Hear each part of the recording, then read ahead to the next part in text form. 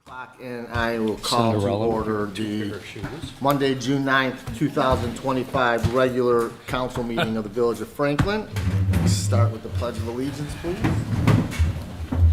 Pledge allegiance to the flag of the United States of America, to the republic for which it stands, one nation, under God, indivisible, with liberty and justice for all. Thank you, everyone. Dana, roll call, please. Trustee Gates? Here. President Goldberg? Here. Trustee Hansen? Here. Trustee Fierce? Here. Trustee Salter? Here. Trustee Salako? Here. Trustee Sawi? Okay. Hopefully David's on the way. Next up is adoption of today's agenda. Anybody have any comments or a motion? Motion to approve. I'll second. Any further discussion or comments, requests?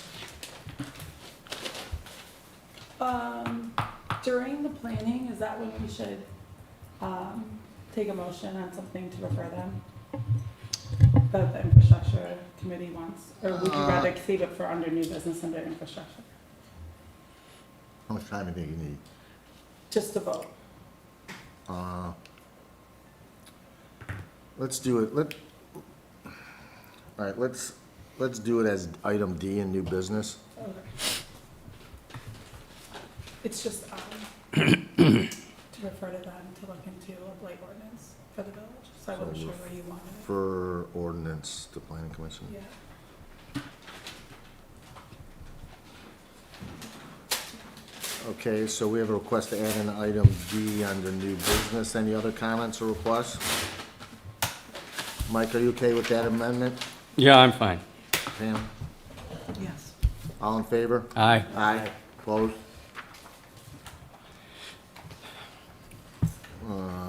Minutes from last meeting. I don't think I was here for the, adoption of the agenda.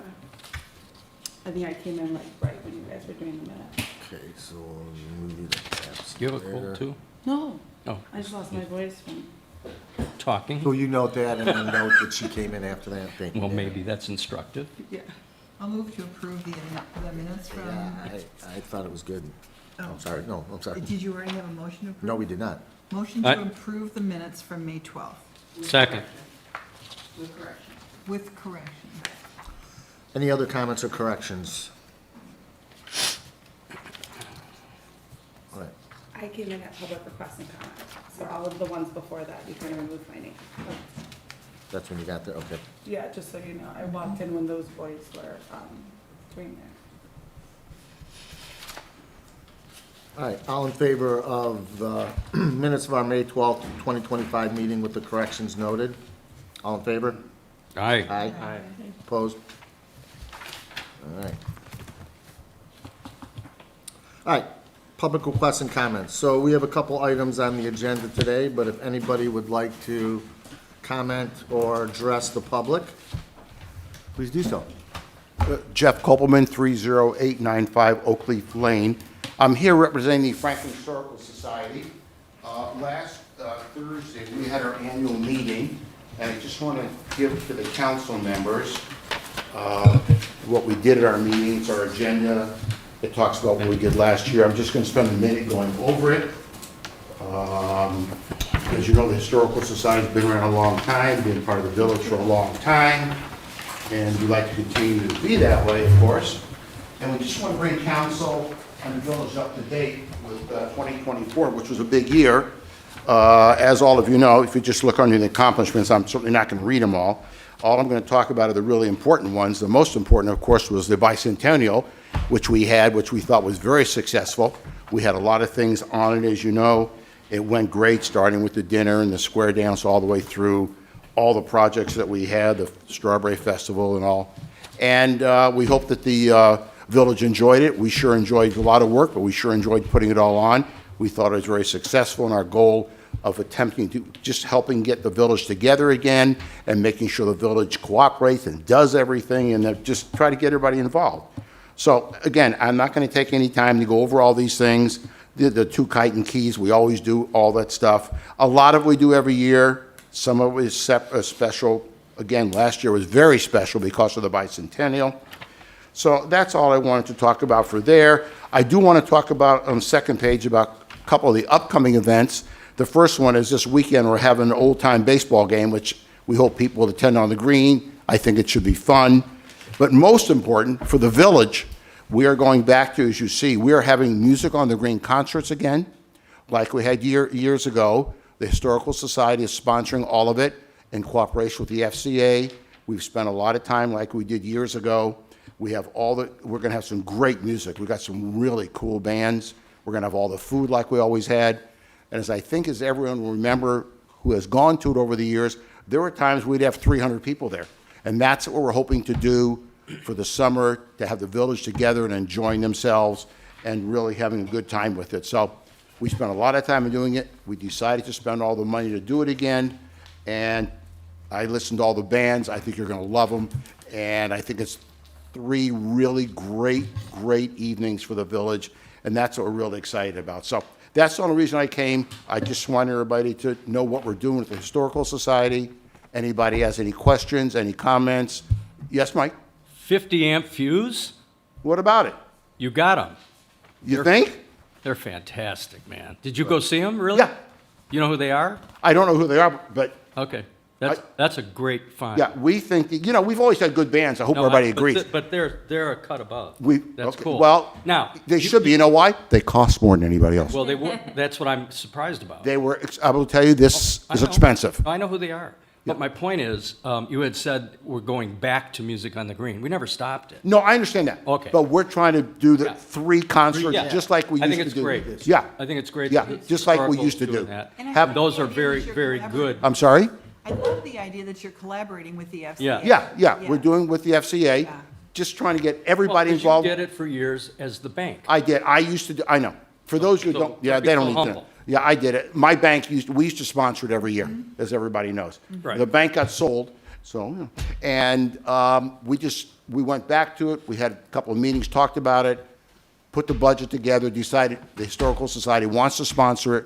So we've been working with the FCA, and again, we think always thought it was great for the village. So that's what this is about. Right. So, Good job. Thank you. anybody has any questions in the meantime about it or anything with the Historical Society? We're always looking for volunteers. Let us know. Thank you very much. Have a great evening. Thank you to the board. It's an amazing list of accomplishments for the year, and much appreciate continuing a full season of Music on the Green, so thank you. Enjoy. Thank you very much. All right. Anybody else? Hi. Hi, I'm Catherine. I'm a resident here, and I'm having a terrible issue with the geese on my What's your property. address? Huh? What's Yeah, your yeah, address? Please. 25505. It's on Tweed Drive.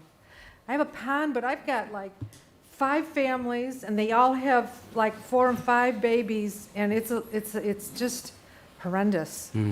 I don't know what to do anymore. I used to have the Goosebusters come, no problem. You'd have a couple families, and I can deal with that. This is terrible. My yard, I can't step. My driveway is full of poop. I don't know what to do anymore. Do you have the little fake Ghostbusters. coyotes and those items out on the lawn that are trying We to scare tried them away? everything, yes. Not We working. sprayed, we put the, just sit there and look at you. And then when you come after them, I mean, they really are aggressive. Yeah, Yes, they are. they're mean. It's terrible. My lawn guy was gonna refuse coming to cut my lawn. He says, "You're ruining my equipment." And I think we have a goosebuster here in the room. Charlie Haviland, you're here. You could handle this. Yeah. Okay, so I just wanted to check. I mean, that was great when they allowed the Goosebusters to come because they took care of the problem. Now it's not fun. Stop them It's from really. I own a condominium in West Bloomfield, and we have a huge problem similar to this. I will contact our HOA president and ask who they use for remediation. Oh, that would be Yeah. wonderful. Meg will hook us up, or reach out to Meg, Just call Meg. the office. Or call the Call office, the office yeah. and give us your information. and I'll try to get that information. How long you think I should wait? Did you hear from me? Oh, yeah. I'll yeah. call my HOA president tomorrow. Okay, perfect. Yeah. All right, so Yeah. then I'll get in touch with the office tomorrow Yeah, as well. yeah. Oh, thank you so much. You're welcome. All right. Thanks, Mike. Mm-hmm. Point of order, Remind are me. council members allowed to converse during public comment? And is public comment allowed to go over 2 minutes? Why not? I mean, Exactly. you're- We're trying to you're help allowed people, to you know? go up- You want to go up there and speak like as a resident? No, I would like to No, I converse, but think we were it's- told the Oh. last 3 meetings we weren't allowed to ask any questions. And now all of a sudden we're allowed to converse. I'm just trying to understand what the rules are. You can. You can converse, but we're not obligated to converse.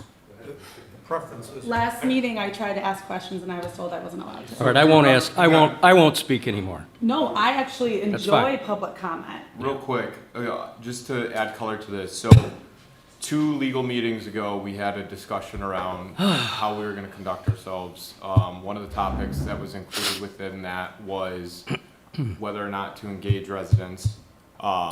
So again, at the time in that meeting, one of the things that I had raised was however we run the meetings, totally good with that. We just wanna make sure that we have consistency in how we do the enforcement of that, or not even enforcement, but holding ourselves accountable to that. And then it came up in the last meeting, which is why I believe trustee Salak had brought it up here. I circulated a memo that echoed everything we talked about in the legal committee after that meeting. Which said no response from council, correct? Yeah, it's not a bad. I apologize. conversation. Won't happen again. No, I would personally I love apologize. to ask questions. Prefer, there's preference, there's no rule that says you can't. Now, you'll have a hostile, and I don't know if you want to engage them at that point. 'cause I would like to engage with whether they're hostile or not hostile. Last time, I just wanted to ask a question about the resident that brought up the deer, and I was told I couldn't. Okay, I agree that we probably shouldn't, so I'll refrain. So all I need is fair application of the rules. Whatever you guys want, fair, just consistent. Fair is consistent. Consistent is non-preferential. Okay? So well, can we ask questions to residents?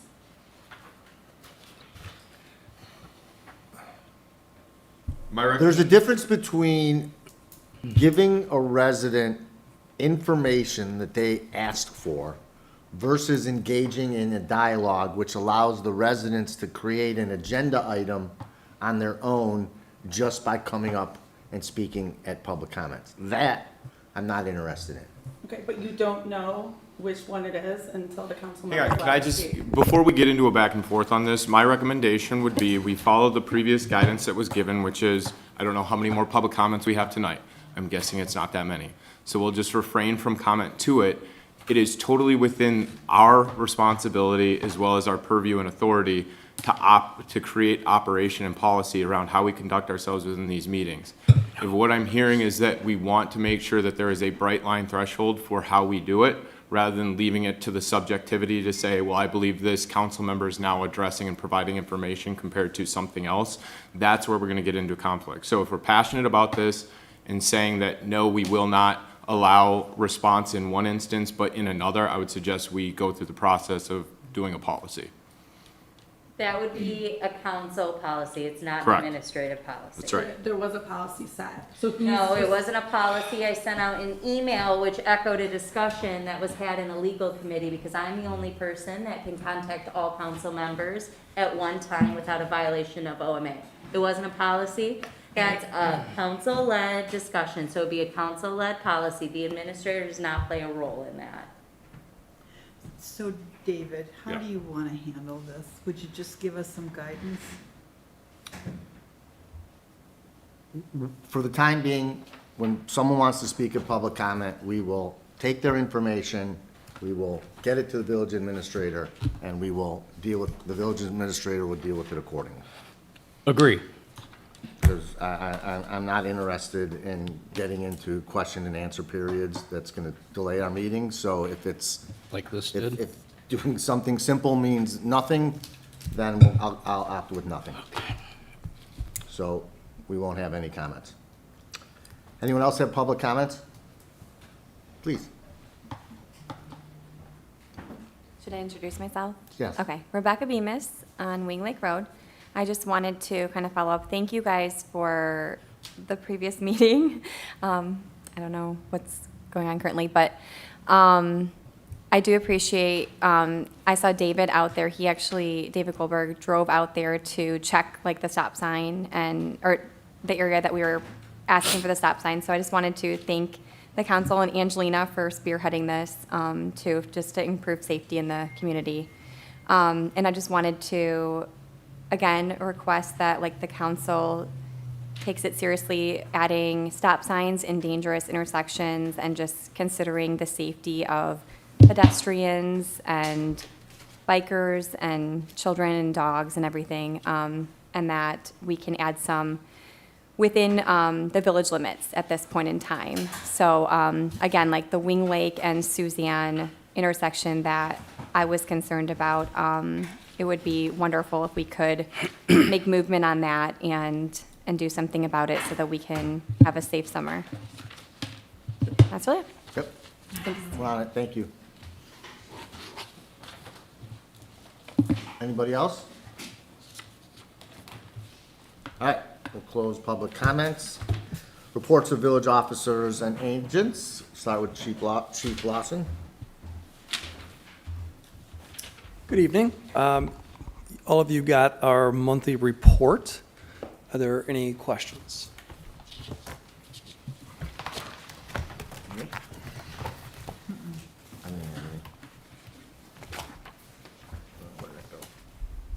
I think last time I was here that you authorized the purchase of a new patrol vehicle.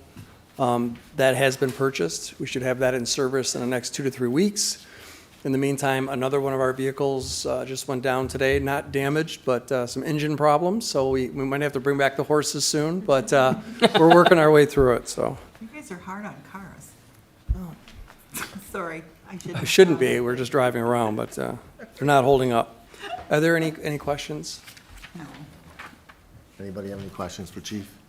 Do we still allow our officers to patrol on horseback? Or is that, okay. But the bikes were out. So, yeah, we have the electric bikes, and they didn't, the electric bikes kind of replaced the Segways that you saw at the parade route on Labor Day. I was having visions to Mall Cop with those, so we went with the electric bikes, and we've gotten a great response with that. So we've had them out at the different, public gatherings that we've had here. They'll be out at the camp out next weekend, and certainly at the concerts this summer. Excellent. Thank you, sir. Sure. So while we have you up there, on our agenda today, we are going to also consider the interlocal agreement for the co-response team. So you want to take a second and fill us Sure. in on what that is, and we can take action on that? Yeah, we've talked about this a few times. It was brought up when I first arrived here last year about my thoughts on having a mental health professional being part of the department to help us deal with mental health emergencies, with alcohol and drug abuse. And obviously, when you go at it alone, and we're a small agency, it's cost prohibitive. So we're always looking for partnerships, either with other departments or other the groups out there that can help us out. So we partnered with the West Bloomfield Police Department, who also reached out to Sylvan Lake, Orchard Lake, Keagle Harbor, and they were nice enough to include Franklin and Bingham Farms in a collaborative effort that's going to have a mental health professional available to us 5 days a week. They're also going to be on call. So even though we think we're subject matter experts on a lot of things, there's some things that we are not subject matter experts. And I think, when you're dealing with mental health or certain circumstances, it's nice to have those outside opinions, those professional opinions come in to make sure that we're handling things properly. So I think this is a big win for us as a community. Is that person going to be on site 5 days a week, or is that where they're available to us in the event they're needed 5 days? So they're going to be available in one of the 5 communities, 5 days a week, based out of West Bloomfield, but they're going to come ride with our officers. They'll be available on call. If we had a significant issue in the middle of the night, they'll come out for us. Thank you. Is it one clinician, or is it a team of clinicians that will allocate it out? It'll be one full-time person. One person? Yes. And I'm sorry if you mentioned this, I missed it, but what hours is this individual available? So that's being worked out, but it's probably going to be like 8 to 5, or 8 to 4, 9 to 5, something like that. But they're also available on call. They have a cell phone and things like Okay, that. so they'll be on call as well? Yes. Okay, thank you. And what other training are you providing to the officers so that they are good users of this skill? Okay. So there'll be in-house training, and we've had quite a bit of that this year. We've taught them a lot about autism, mental health, dealing with people that are, in need of outside services, and letting the officers know what other kind of services are out there. So we're going to continue to train on this over and over. It certainly expands the knowledge of the officer, but it also reduces our liability, which is super important. Thank you. Yeah.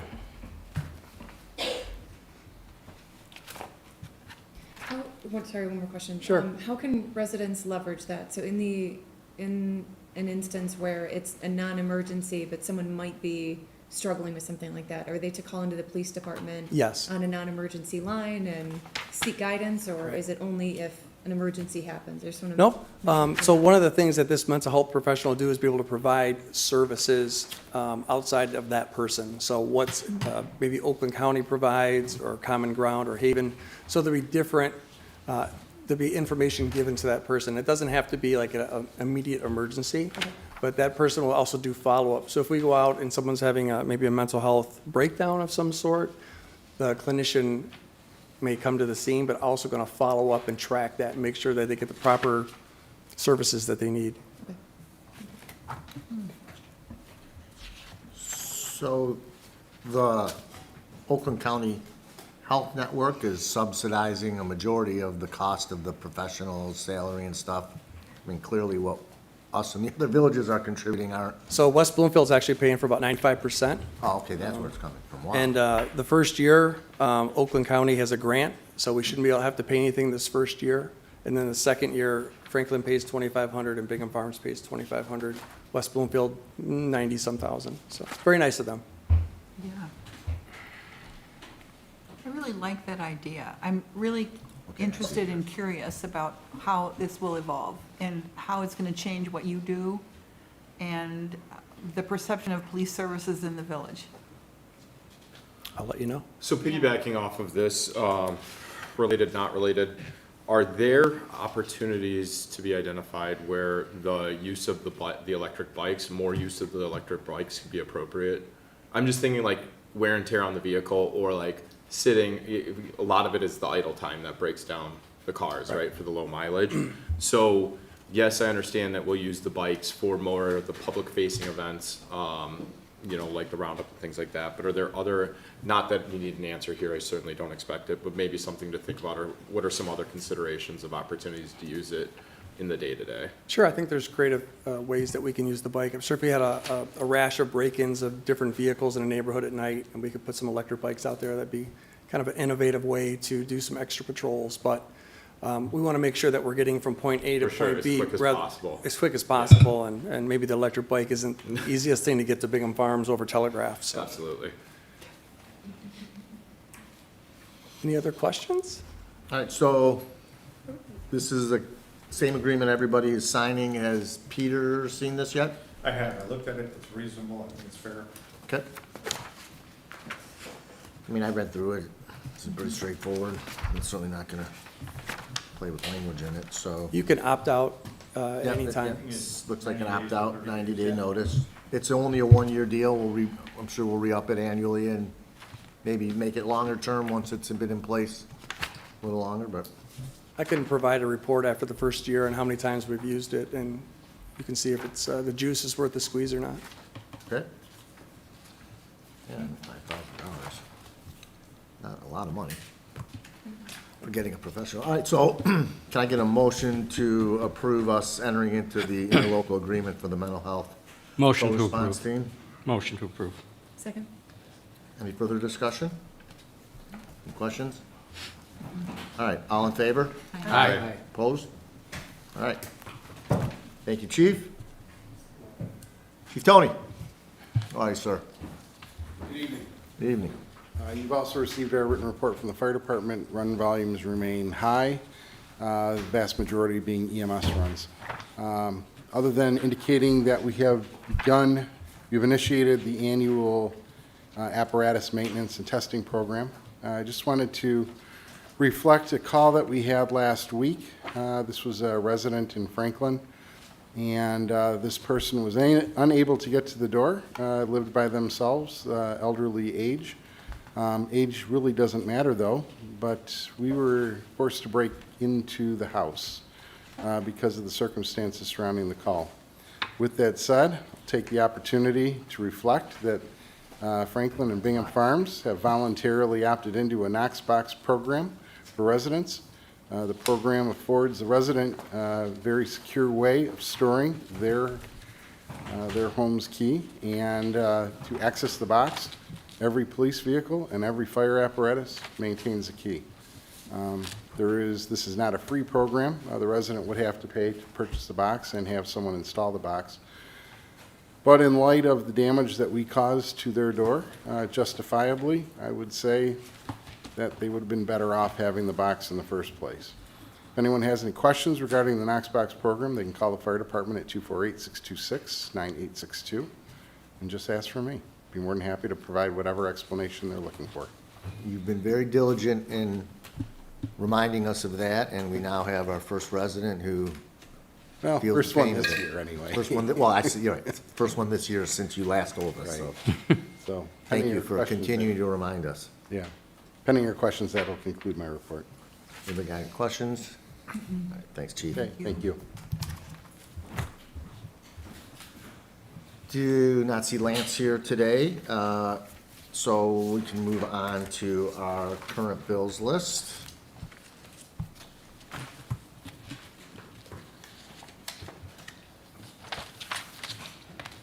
We don't give us any major ones. I didn't see if there was any significant charge out of the usual.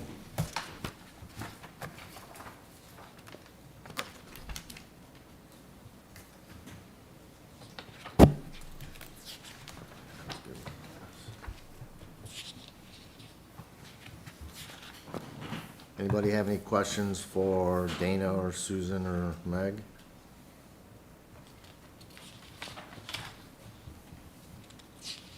Winter maintenance, trees, ditches, banners.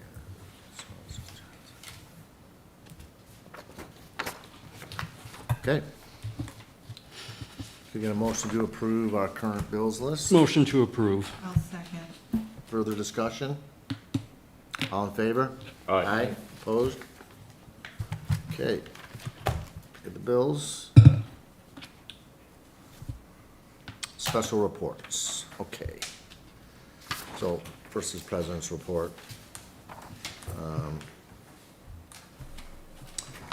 I received, or the village received, I think all of us did, a letter from Jeremy Phillips from the Franklin Baseball and Softball League asking that we read his letter since he unfortunately couldn't be here because he has a far more pressing matter, which is a playoff game out on the field for his daughter, so definitely appreciate that. Dear Village Council, village staff, and Franklin community, we wanted to take this time to thank you for all your support this spring season. The Franklin Baseball and Softball is in the process of wrapping up its 70th spring season, and we couldn't have done it without the support of the Village Council, village staff members, and the amazing Franklin community. Franklin Baseball and Softball spring season saw close to 350 kids play baseball and softball in our league, which is an increase of 25% over last spring season. We have rebuilt our foundation one family at a time and are poised to continue to this trend. Our spring season concludes this weekend with our divisional playoffs and will pick up again in August for our fall season. In addition to the increase in enrollment, we held the first night game at the Franklin Field this season as part of our Family Appreciation Weekend.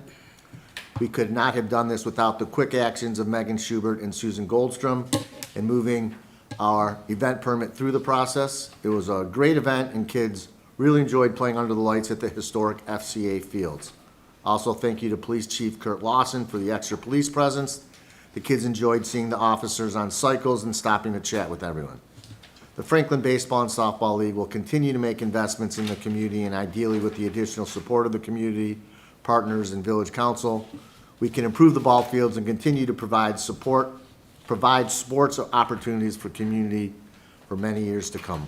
Thank you, Jeremy Phillips, Franklin Baseball and Softball COO. And a special thank you to Jeremy and all the board members, and particularly all the families that participate in the Franklin League and helping make it a strong tradition and an excellent baseball and softball league for everyone to participate in. So that was the only thing I had. The only other thing is, we had talked about this 2 meetings ago. We had Meg look into it, and it was, I think she can do it with just renting 3 tables. Are you guys okay if for next meeting and all next month, since we could rent the tables for a month, we set the council up the way we had discussed, let each of the commissions try it out, get a test run on it? Okay. All right, so we'll get moving on that. We'll rent the tables first, test the layout, make sure it works, and then we'll go ahead and work on purchasing that and Awesome. getting it over here permanently. David, anything? Nothing from me. Thank you. Abby? Nothing for me. Mr. Ferris? Just a quick update from Historic District Commission meeting Thank you. last week. Pleased to announce that there's some progress moving forward with the Great Dog Cafe project, and some features were approved by the Historic District Commission, and I think we're all looking forward to seeing that business up and running. In particular, I know my 3.5-year-old daughter will be thrilled to know that there will be an ice cream Ice cream. window. Big one. That is a big one. Oh, I think, the Franklin opens officially tomorrow, so Yep. noting. They had their grand opening this last month, or their sort of their soft opening, and it was Outstanding. beautiful, beautiful facility. Dan, is there a proposed, open date, or have they gotten to that point with the Great Oak? Well, fingers very much crossed on that. On what? I'm sorry. An opening date for Grey Dog. And Lisa said, I think the quote was in her wildest dreams, that it could be Labor Day, but that might be a bit optimistic. Yeah, it might be. Thank you. Anything else? Nothing else from me, thank you. Dan? I have a question, and if you're gonna deal with this later, let me know. We terminated the contract of a communications contractor. I'm seeing a couple of areas pop up where communicating is gonna be really important. And I'm wondering what your thinking is, what progress has been made or decisions made on replacing the work that person has done? When we terminated that contract, I made it very clear that staff wouldn't have the capacity to manage communications in the same. But by hiring an economic development director, we would make sure that those priorities were then passed on. So once that position is filled, I anticipate that really becoming a part of the focus of that new Okay. position. Thank you. Pam, what were the big announcements? Well, one of them that reminded me to bring this up was the comment that the chief made tonight about the additional service that will be communications first. by the police department. I didn't ask what the plans were to make this known to the village, but it was on my mind. That's why I brought it up. The other thing is, I've been turned out that I've gotten some comments from people about our village newsletter. Had a chance to ask Dana about the numbers of email addresses that are that the newsletter is sent out to, which was significantly smaller than I thought it was. So I'm concerned and a little worried that we've got increasing needs to communicate with our residents, but a solution isn't in sight. And I'm aware of the decision that, you made. That wasn't my decision, that was the council's decision. Sorry, it was, and I don't want to regret letting her go. I'm sort of feeling that right now, but I'm looking for, how are we going to fill that gap? Okay. Of course. I don't know if we're still raising hands. But, I was just gonna go down the list. Are you done with your? I'm done. Or you wanna comment on that? Or do you- Yeah. Oh, okay. Was the social media coordinator helping with the newsletter? No. Okay. Do you have any more? I don't. Okay. Angelina? Can we take a vote on the village youth council that trustee Sally proposed like 3 or 4 months ago? Take a vote Not- on it to do what? To initiate the momentum. Like start, do we have to do that? I'm not seeking a, No. oh no, I'm not seeking a vote at this council. Okay. I would want to prep for that. I mean, I think we're all on board for it. I think we were waiting. No, for you. sure, I didn't for know sure. We had to Yeah, vote no. on it. Okay. I mean, I guess at any time that you're ready to bring a general, if you, whether it's just an outline of what the theme is, so that- Yeah, so that we anticipate could set more. something up. Yeah, so my thought process was this, is that one of the reasons that I want to do it is to get, one, the perspective and engagement of the youth within the village. The second is to make it equally beneficial for the people participating by having that be on their resume / applications for universities. But by the time that we kind of got into the thick of it, application season had already passed. And so I think what I would really like to do is spend planning over the summer so that when we come back into the next school year, we can go to the schools within our, I mean, it'll be open to and prioritized for residents of the village, not just particular schools that they could potentially go to, but that's a good way for us to go out and kind of market it. Are we gonna get a Main Street update in the administrative report? 'Cause we No. didn't get- This agenda was decided on by the legal committee. It's intentionally kept light because we have a lot of budget discussion. You'll get a Main Street update at the next meeting. A lot of agenda items were bumped until the next meeting, and that decision was made by the legal committee. Okay. So since we're not getting a Main Street update, the Franklin was, and we didn't have a Main Street meeting last month. The Franklin was interested in getting a letter of support for poppies for historic grants because the infrastructure. It's called Poppies, right? Penelope's. What are they gonna call the new sandwich shop? Polly's. Sorry, my girlfriend's daughter's name is Poppy. Okay. For Polly's, for letter of support for infrastructure of historic buildings, and when they apply for these grants, they need non-monetary commitment from the village, but a support in spirit from the village. So who would that, do we have to take a vote for I them mean, to we should contact? definitely vote and support, and then you have an idea of how you want to, like, Well, the let thing is- them know this? You Well, want I was gonna kind bring of it up. have but Meg then- pen a letter based on, or do you? Well, it would come from council. Yeah. Yeah. So council would just So draft a people- letter and then you guys would sign. How soon you want to get it done? Well, because they asked in May, and I was gonna bring it up, and now if we don't take a vote on it now, we have to wait till July. No, and I don't necessarily want to make them wait either. The question is, who's going to draft the letter, and are we going to be comfortable? You want I get, to, you want Yeah. to take on the task of Circulate it. drafting the letter? yeah, yeah. Should we take a vote to make sure that we? Yeah, I'd like to take a vote to make sure that we're all in support of the action. Okay, And then for the execution, I'm fine if you want to pen a letter, okay, just send it out to everyone, and then no one reply, in a big communication. Just send any comments you would have, to Meg, and then Meg can okay. put the final letter together. Okay, I'll make a motion to support, Polly's applying for historic preservation grants to improve the infrastructure of, the building downtown. Second. Second? Any further discussion? Anybody in favor? All in favor? Aye. Opposed? All right, great. Thanks, Angelina. And then, just a thanks to Jeff Kopelman for giving us the information on the historic, annual meeting. I will look over that. And then everyone that emailed one of us after last meeting regarding streets and sidewalks, all of those locations, like I've been sending to Chief and Meg, so thank you for vocalizing your opinions and sharing your thoughts and getting involved in the political process. That's how we know the issues that are around Franklin. So keep on emailing, keep on submitting public comments. We also got one about the deer and the suggestion to look into sterilization over culling. I did look into those statistics. It seemed like that may be a more long-term solution.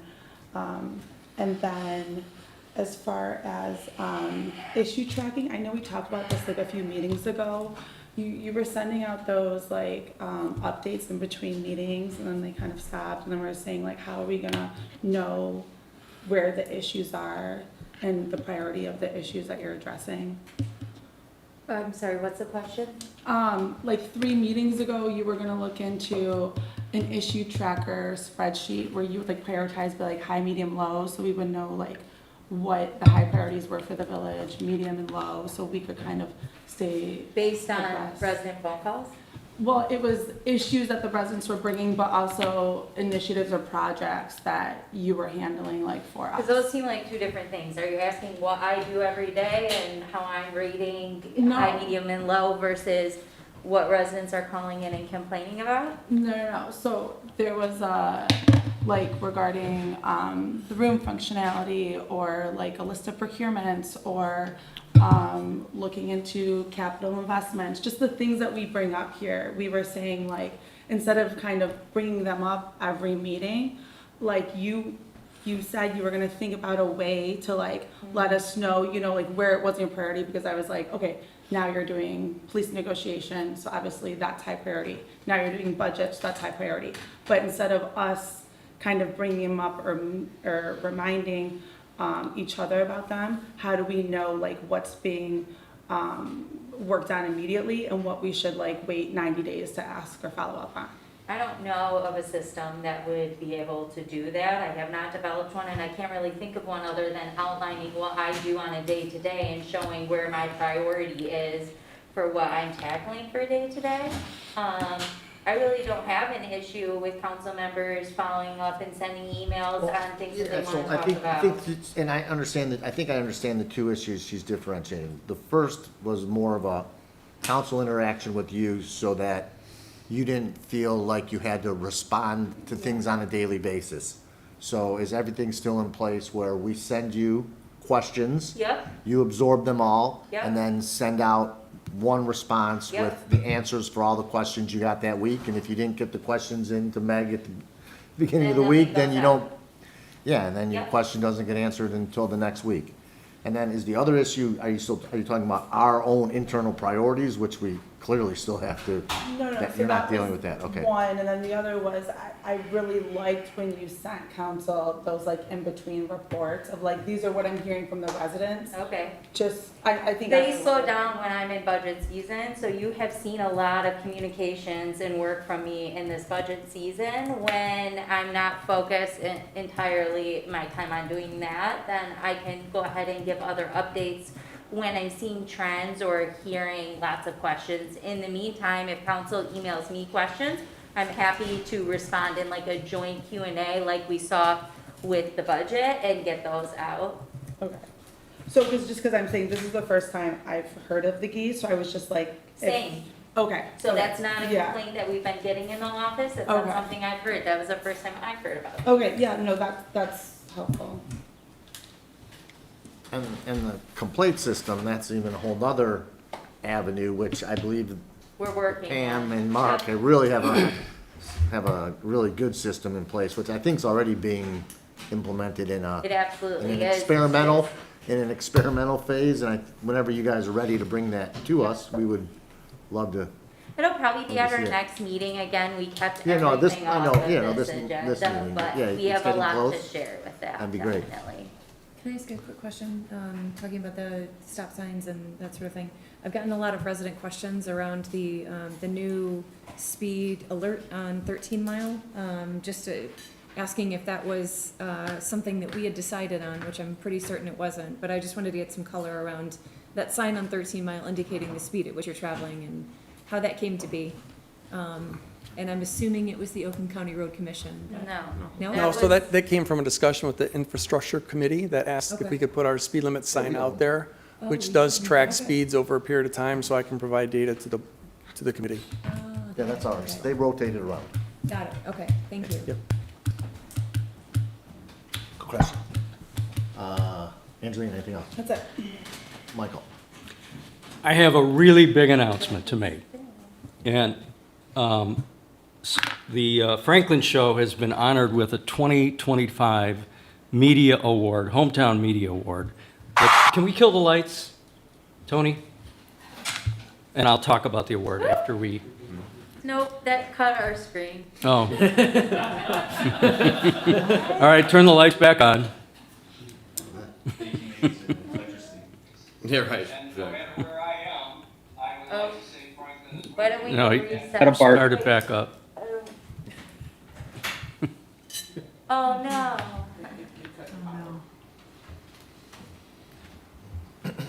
Oh, shit.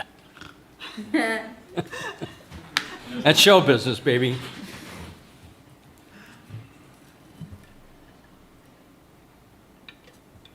So the lights. You had it right, I screwed up. Engagement today. You know, like I have speaking engagements. He sometimes has barking engagements. So I have his stand-in. You know this guy. He's been on the show before whenever Frank can't be here. But so we're going to proceed on. I have a wonderful guest on the show today, and I am very honored to have a very well-known and established Hollywood producer. And by the way, I don't really know this person all that well, so this is sort of a kind of a meeting that we hadn't necessarily planned, but she's been anxious to get on the show. Ladies and gentlemen, my guest is Amanda Adelson, and Amanda is a producer and a writer and a creator and has been involved in some major movies in Hollywood. And the Bad Grandpa series, Johnny and Spike doing their crazy movies. You've been a part of that for how long now? 15 years almost. Wow. Yeah. So okay. So and I've had some experience with Knoxville, and I don't think he likes me very much. We're going with this. This is 12 minutes Well, long. but let me explain that, because I was on set when you guys were doing Bad Grandpa. And A producer I was, who wants to come being to a Franklin producer and do a myself, documentary about the I was Franklin. giving notes. And They'll be spending their apparently, time and by in the the way, village of in Franklin. Hollywood jargon, giving And notes they'll is be giving filming constructive criticism, suggestions the village to the and me producer. and Franklin. And that's what you do when And it's you're a big on. honor. Okay, that's awesome. That's amazing. On HBO. That's wonderful. I'll send it to you so we can't, Yeah. if we can't watch it here. Okay. All right, thanks, Mike. Anybody else? All right, Stuart. Oh, Meg. I really don't have a lot for the Okay. administrator report. We're Okay. keeping things brief so we can move into the budget here. Stuart, you got any updates? So I'll be brief as well, because we didn't meet last month, barely had enough for a quorum, and so with the ordinance R3 district that we're working on, we wanted to have more people there. And, but I did have a question, since we're now Agenda D item and is it a short request for planning that you had, or is it something that you're gonna require much more talking? Because I don't think ABC are gonna be short and quick. And I prefer not to ride home in dark. Fine. I mean, I guess, what's the item that you want to deal with? When we were at the last infrastructure committee, it came up that the Village of Franklin doesn't have a blight ordinance. And we confirmed that with Carl. And so, Carl? what's his name? Don. Don, sorry, was Carl the former one? Former. Okay, I'm like, I know that name came from somewhere. So we would like to take a vote of council to direct planning to draft a blight ordinance, and it's defined in Michigan codified laws. They define blight, but also other municipalities have a blight definition. So that way we can vote to codify a blight ordinance. Because right now they're using, I believe, You guys some garbage or recycling, Littering. in lieu of, but doesn't actually get the blight. And so, Can I we ask take a yeah. question? Would this also include, like, for homes that are in the process of being constructed, like there's, fences around the property, would this also include, there's some like waist-high grass in our Yes, neighborhood? that Is came up Is that too. also under this definition? Honest question. So another thing, when homes are being constructed or remodeled or rebuilt, it tends that their property is out of code and neglected. So that's some of the things that we're looking to conquer with this blight ordinance, as well as unsightly homes and property in the village. Sounds like an HOA kind of discussion, but okay. It's up to you, council. What do you want us to do? I have a question. Yeah, I mean, that's a fair discussion I point. think you were getting at this, but what is the problem we're trying to solve with this ordinance and this referral? Unsightly, external upkeep of property. Is in it homes. endemic? Is it widespread? Is it a couple of repeat violators that are really annoying, or? It's not based on repeat, it's just preventive, to make sure that homes in Franklin are kept to. So we don't really have a problem other than stuff related, incidents related to construction? So, was there has anybody complained about this? Why don't we start at any use cases that we have? Yeah. There's a home in my neighborhood, and I've had some residents ask me, like whether we have any, like compliance issues around how tall the grass can grow before it needs to be cut.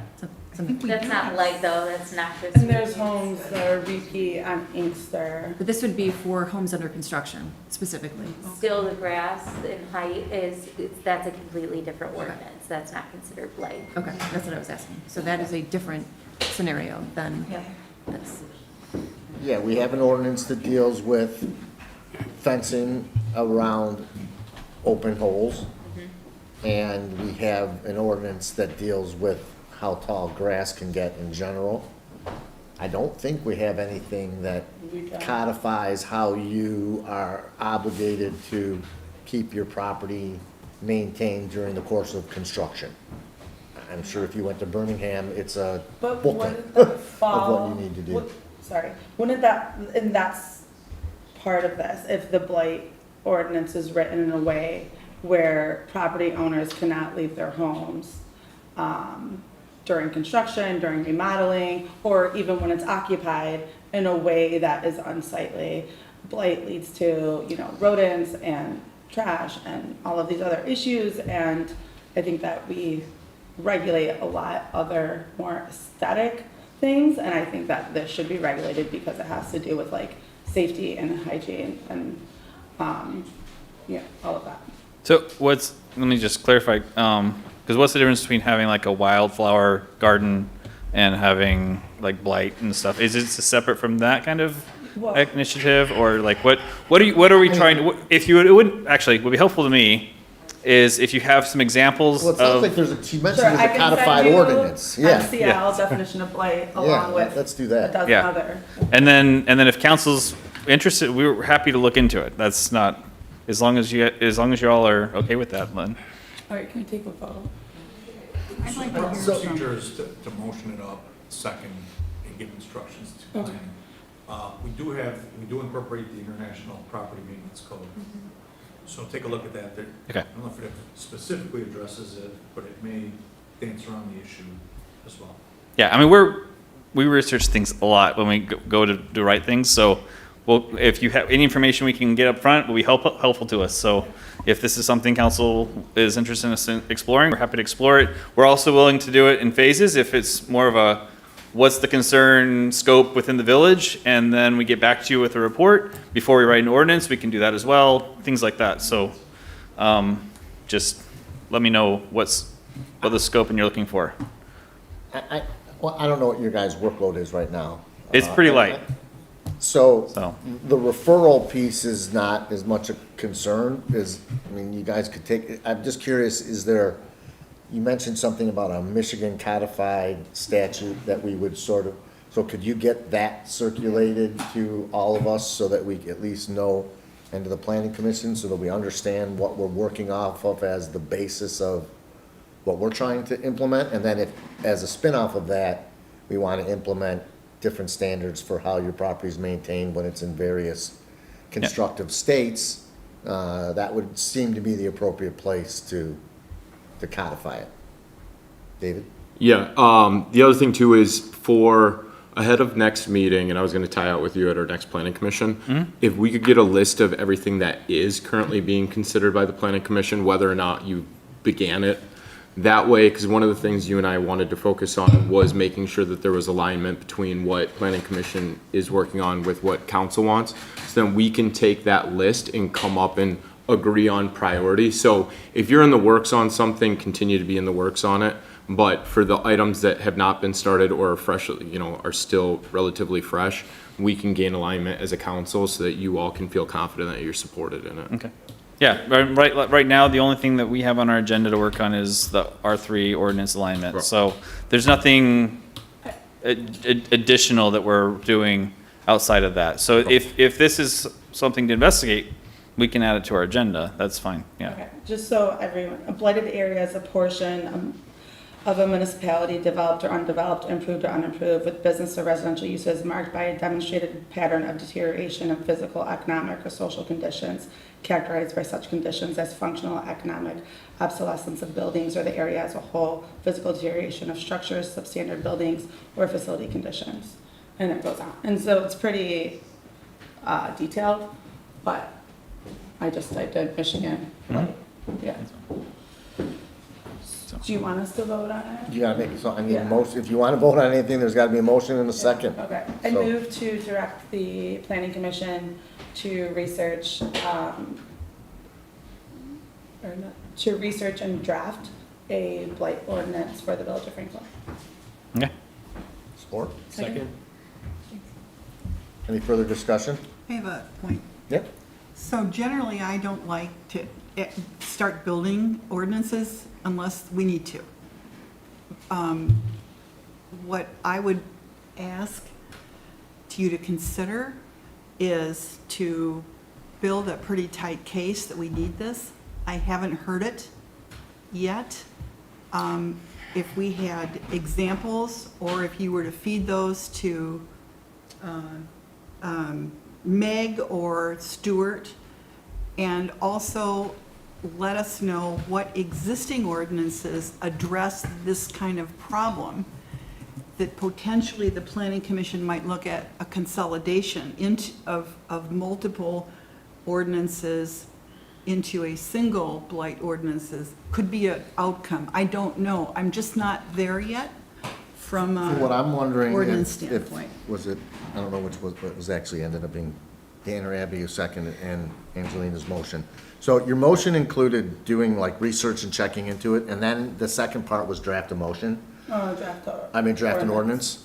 So would you be comfortable at just directing them to start doing the research piece, investigating that code, investigating where in the village we feel that this would be applicable? If you guys in infrastructure have already identified areas, like get that on a list and get that in our hands before we just have them willy-nilly engaging and drafting an ordinance in the next 30 days, which they probably aren't gonna get done anyways. So in the next 30 days, I'd love to see them begin the process of you getting them the information that they need, Chris Dusen getting the information they need, you guys doing some vetting out, driving around. I'm always driving around, but start paying particular attention to those defined terms that you identified of what blight is, and then consider the drafting as a second piece. Pam, would it be helpful if we also researched any existing statutes or things that would cover some of the things that I mentioned? So what's in existence today that addresses some of this before we get to the point of researching and/or drafting Dusen would be something new? helpful in that, and if there are out there, then we should be looking to bring them all Correct. together to Yeah, yeah. one spot. Yeah, let's handle it in 2 stages. Okay. And maybe that's what I'm proposing, is Is it Yeah. just to see what's what? What do we have? No, I'm not, but we can take a vote. I fully in support of the research, including what she said. Correct. Like, I think that's part of researching, right, is to like do analysis, see what we have, see where they can be consolidated, see where the gaps are, like that's Yep. legislative ordinance research, so Yeah. that would all be included. So I don't want you guys to like run in circles, like that's what I'm trying to prevent, you know what I mean? And it doesn't have to be 30 days. No, I don't think, I Yeah. don't think he meant that in Yeah. any seriousness. But I think like due diligence research includes however your methodology is.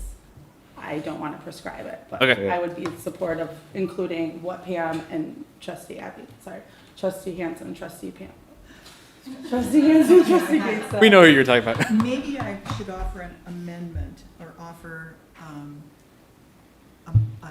amended motion. Would that be, or you would? Yeah, but I'm just worried about like telling them how to do their research. Well, That's not what they're, I Okay. don't think that's what I understood Hang on, that, this is- understood that to be. This is just what I want to understand. This is my contribution to this conversation, which is, are we taking a vote to send them to work on a blight ordinance? Because what was read as the definition of blight was a very, very broad definition that could then turn into a lot of different directions that I don't think we're actually offering you much service in the way of. Right, like I do think to a degree, like what are we asking for them to come back with? Because it's not to start the drafting process. So for me, if we take, unless there's time sensitivity, in which I want to respect that, it's more valuable to say, here are use cases specifically within the village. Here is what we as the policy body are trying to correct for. Now go forward and draft and look at there's many different municipalities that have blight ordinances within the state of Michigan that range from urban areas to rural areas, right? So we have a range that we can work off of, but I think the direction of what we're trying to accomplish from a policy perspective is the greatest pathway forward for actually efficiency of the planning commission. Yeah. So my, after listening to everyone's comments, the thoughts that come to my mind that be efficiency would be looking to see where our ordinances are deficient in being able to manage blight, and then report back what we see as deficiencies to meet the needs the goal we're trying to achieve, and then say we would like to consider building an ordinance around these deficiencies. And A draft, like, not a draft ordinance to vote on, but like a draft of like, this is the Bullet scope. points. Yes. Yeah, like the scope of the ordinance. That would And- work for me. Okay. and I like that method You because can use that, the codified state statute as a Right. basis. Don't want you guys to have to like drive But- around. So here's, well, I'm okay with that part, actually, the driving around part. I've done, yeah, anytime I can get out my electric skateboard and ride around, sure, I'll go for it.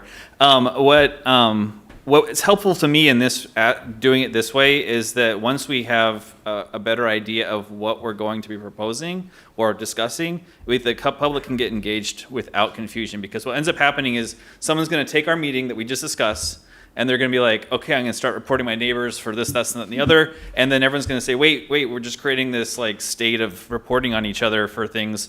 And it's like, that wasn't what your intention was. Your intention was to figure out where we're having problems in our village, where we're not meeting the needs of, or expectations of a sanitary neighborhood or things that could cause problems, and it will get blown out. And so having us scope the problem, discuss where we're deficient, and then then we can bring it back to council, and then you can say, yes, let's go ahead and form an ordinance about the fill-in deficiencies. Can I withdraw my motion? I think that's easier. Oh, Well, not withdraw it withdraw. or- Okay, I'll withdraw my motion.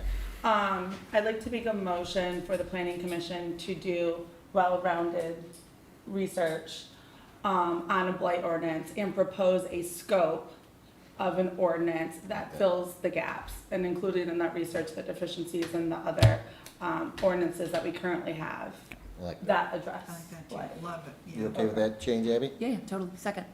All right. Got an idea? Yeah, Use Duzen when possible. yes.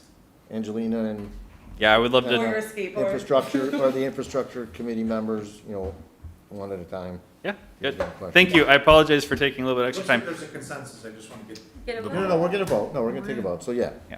All right, so all in favor of the referral, say aye. Aye. Opposed? Right. Okay. And then one last thing real quick. So as part of one of our goals is to improve communication within the different organizations within the village. So as part of our R3 discussion, we are talking with the historic district and communicating with them to make sure that they're involved. I went to their meeting last Wednesday, and they're on board with making sure that they stay abreast as to the ordinance as it progresses. So that way, most of our 3 is in the historic, well, I think all of our 3 is actually in the historic district, so Mm-hmm. they care about it. Okay, good, thanks for that update. Thanks, Stuart. Thank you. Thank you. I guess we can remove that from the agenda. Yeah, so, we'll get that rid of there, D. All right, so this meeting, and most particularly this month, we have to adopt our 2025-2026 budget. So at this time, I am going to close our regular meeting because we need to have a public hearing to allow residents to address the council on the adoption of the 2025-2026 budget for the village. So I'm going to close our regular meeting at 7:05 and open our public hearing on adoption of the budget for the fiscal year 2025-2026, beginning July 1st, 2025. So if there is anyone in the audience that would like to just speak on your thoughts on the budget in general at this point, I will certainly allow you an opportunity to speak again when we come up to discuss it and consider adoption. But if anybody has anything you want to state to the public as part of the public hearing, this is your time to come up. Okay, so seeing nobody's coming up, we're going to go ahead and close the public hearing on our agenda. Oh, Stuart, please. So one of the ongoing questions that I think is asked periodically, and I always invested in, is why are we paying for internet at Krieger House when we're literally across the road? Is it because it's a separate entity, or is it not possible to actually possible to have a get- Wi-Fi repeater that goes right into the building? We've looked at it, it's not possible to get it over there, but that internet's actually reimbursed by grant. Okay. So All right. we're really not paying for it. Does that broadcast outside of the building at all? Yeah, and it's for the whole green. Okay. Yeah. And my understanding, so, sorry, just to add a little additional context, because I was the one who always brought it up, that it just ate at me. And so they looked at it, and that's part of the grants we received through the cable board. And I think part of that in their consideration for reimbursement is that we're projecting it onto, so it's for public use. Good. Thank you for vetting that out as well. Anybody else? Okay, so I will close the public hearing at 7:07. This is after the public hearing. I got an email from people looking for our budget, and they said the latest one on the website is from 2021, 2022. We can look at it. This is available online. It's in the agenda packet. Okay. I don't think they were specifically asking for this one. They were just asking like, where can I see past budgets? Okay, we'll have to look at it. Okay, and then when was this budget shared with the public? Last week on the 3rd? Yeah, it's in the public notice. On Wednesday? I don't know what day, the 3rd or the 4th, but whatever the notice says, we noticed it out for the public hearing and made it available at that time. I had copies here available. Anyone could have come by and grabbed one. Any more questions? So, All right, so first item, new business, item A is considering our final budget amendments for last fiscal year, 2024-2025, which expires at the end of this month. So, Meg, you put together a report.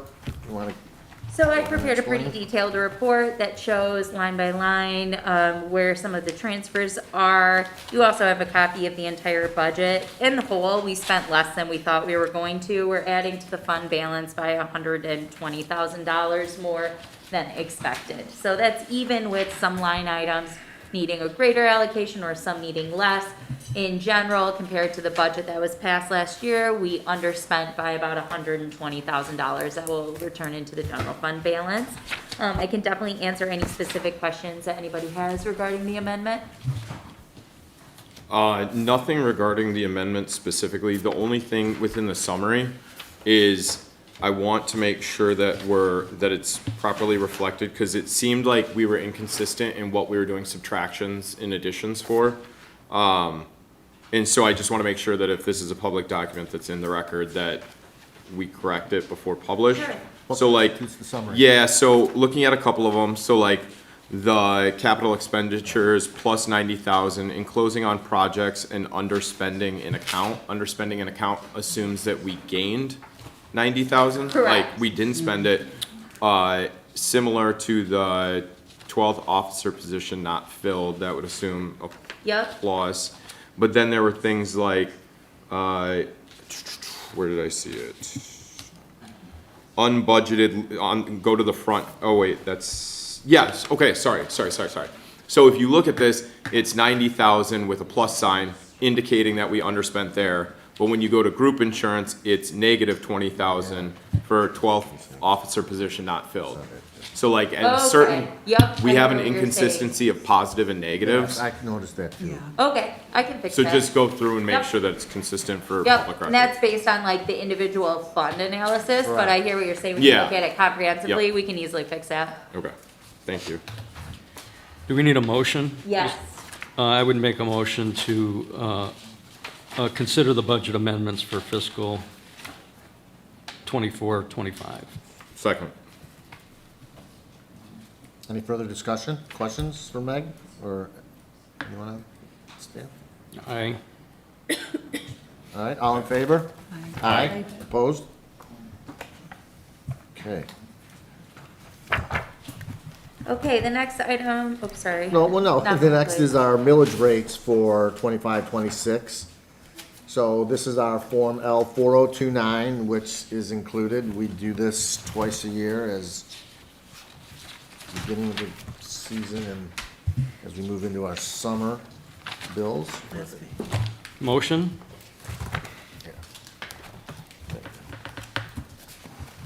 Second.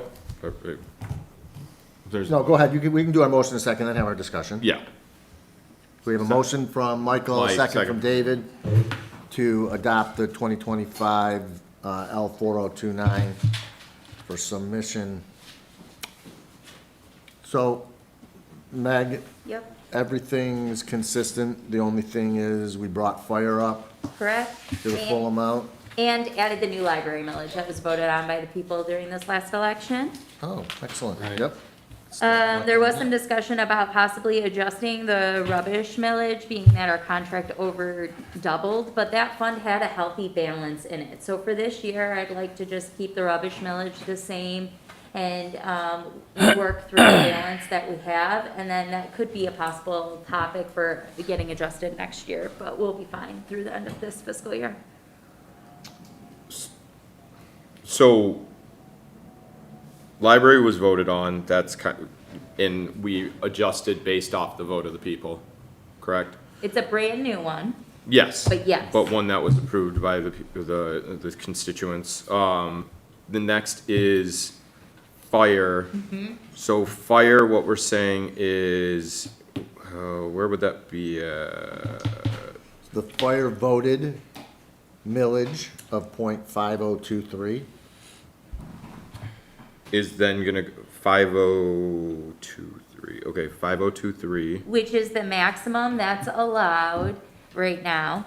And we were collecting a little bit less than that. We were collecting .3029 previously. This we adjust, you can adjust these without a vote of the people. You just can't exceed what the maximum amount is without going to the people. So we were significantly under collecting historically in this second fire millage, not the charter one, the voted one from 2012.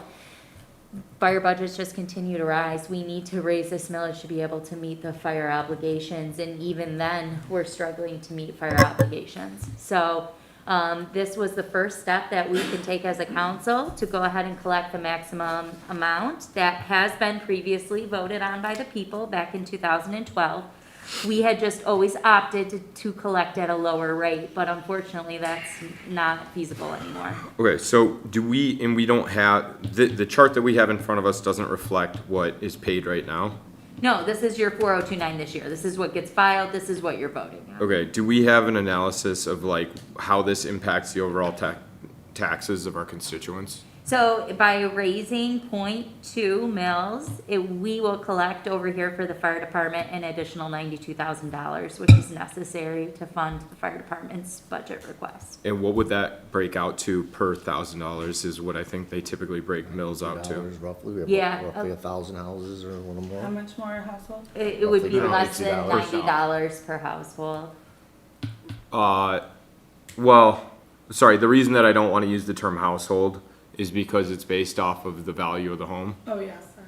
Right. Right, So so- we're using mils, so it's 0.2 mils. Right. So typically, like if you go back to the library, the way that they have it broken out is like X dollars per thousand when you do mills analysis, so that you can, so that, again, attorney, not math guy.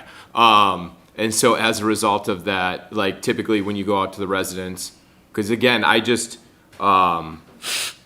don't know that residents are, granted, I know we published it, but I don't think they appreciate the fact that we went to them for a tax for the library. Do they appreciate we're now not going to them to increase the taxes related to fire? Well, they're And I know that's different. within our authority. They're different taxes. So when this went to the people as a vote in 2012, the people voted to be taxed up to 0.54%. So the people have already voted this millage in, but we never collected that. And it equals out to $1 in property tax per $1,000 of assessed property value, is how you work out mills. So we're talking 0.2 mills per $1,000 of assessed value. So 20 cents per $1,000 of assessed value on your There you home. go, exactly. So if your home is worth, I don't know, $600,000, we are talking let's see. And the assessed value is half of that. Yeah, if your taxable value is 600,000. it's which is 300. an expensive house, closer I mean, to- I don't know, I'm yeah, just so trying to do let's something use flat, use so. use 350,000 as the average assessed value. So that's 350 times 20 cents, right? Mm-hmm. So it's about $70. Yeah. Great. A little less for some, a little more for others. So the question about like vote of the people voted in the 5.4% or 0.54 mils. We've always collected significantly other. Arguably, that should have been adjusted years ago. We've outgrown, Fire Ask has been needing more funds for a long time.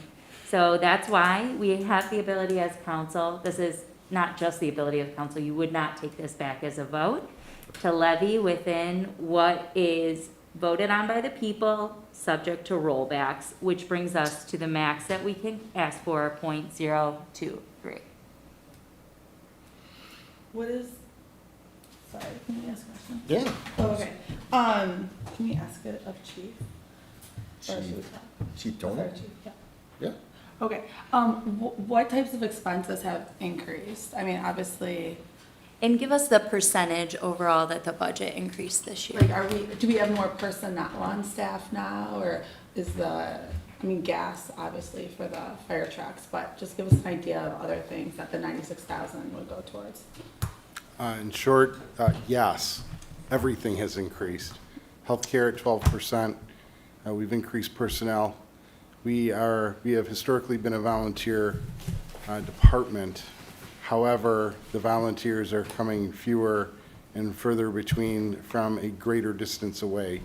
So while we have numbers, the issue comes to timing with reference to need. In terms of fuel, we're paying,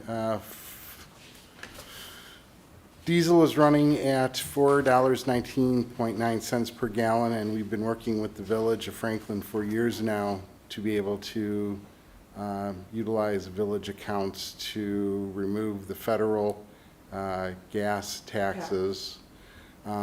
We have replaced a rescue with another at $150,000 with an additional $15,000 to $20,000 in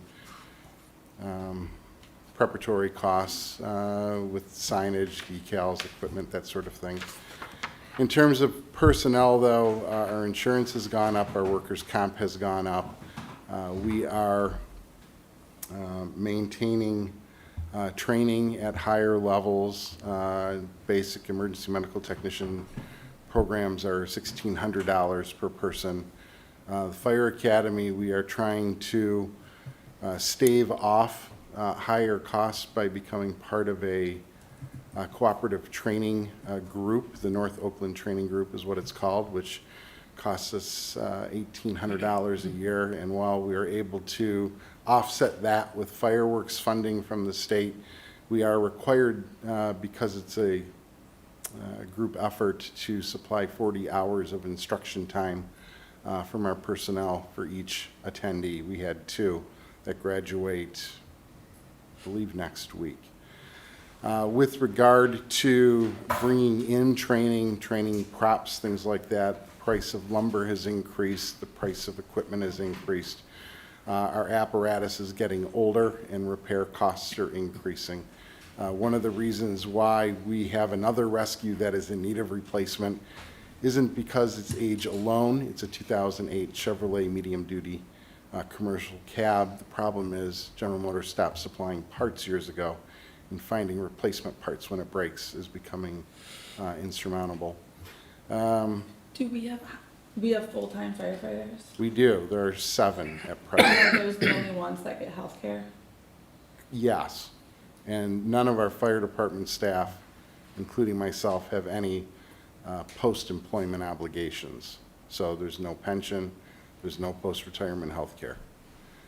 In terms of salaries, I hope they're not watching this, their salary levels are somewhere near the bottom, just under the bottom half of the area salaries that are being paid. In terms of our volunteers, they work on a point system with a maximum annual dispensation of $500. That hasn't changed. So we are trying to contain costs as best as possible, but everything else going on around us is throwing that Are all up. the firefighters EMT, or what's their health training as far as Emergency first medical responder? training? Yeah. So we have different categories of staff, of 32 that are on the department in total. I would say probably 22-ish, without having the numbers, are emergency medical technicians. Okay. You know what, I'm gonna go down. I'm gonna say 18. We have 2 that are what's referred to as emergency medical responders, which is advanced first aid plus stuff. And we have, I believe, 7, including myself, that are paramedics, although we are not a paramedic agency. Okay. Mhm. Thank you. I'm satisfied that Chief is doing everything he possibly can to moderate what we all know is a more expensive environment every year. And I appreciate the good work you do. Unfortunately, we don't have the revenues to address everything that they need at this time, which is something we'll have to address in the future. And I think the biggest change that's taking place within our fire department is that 30 years ago, we were a volunteer fire department that consisted almost entirely of young Franklin men and women that were volunteering, and the number of volunteers has diminished. The crew seems to remain the same, and now all those men and women are 30 years older, and our new volunteers that we're finding, which are obviously the less expensive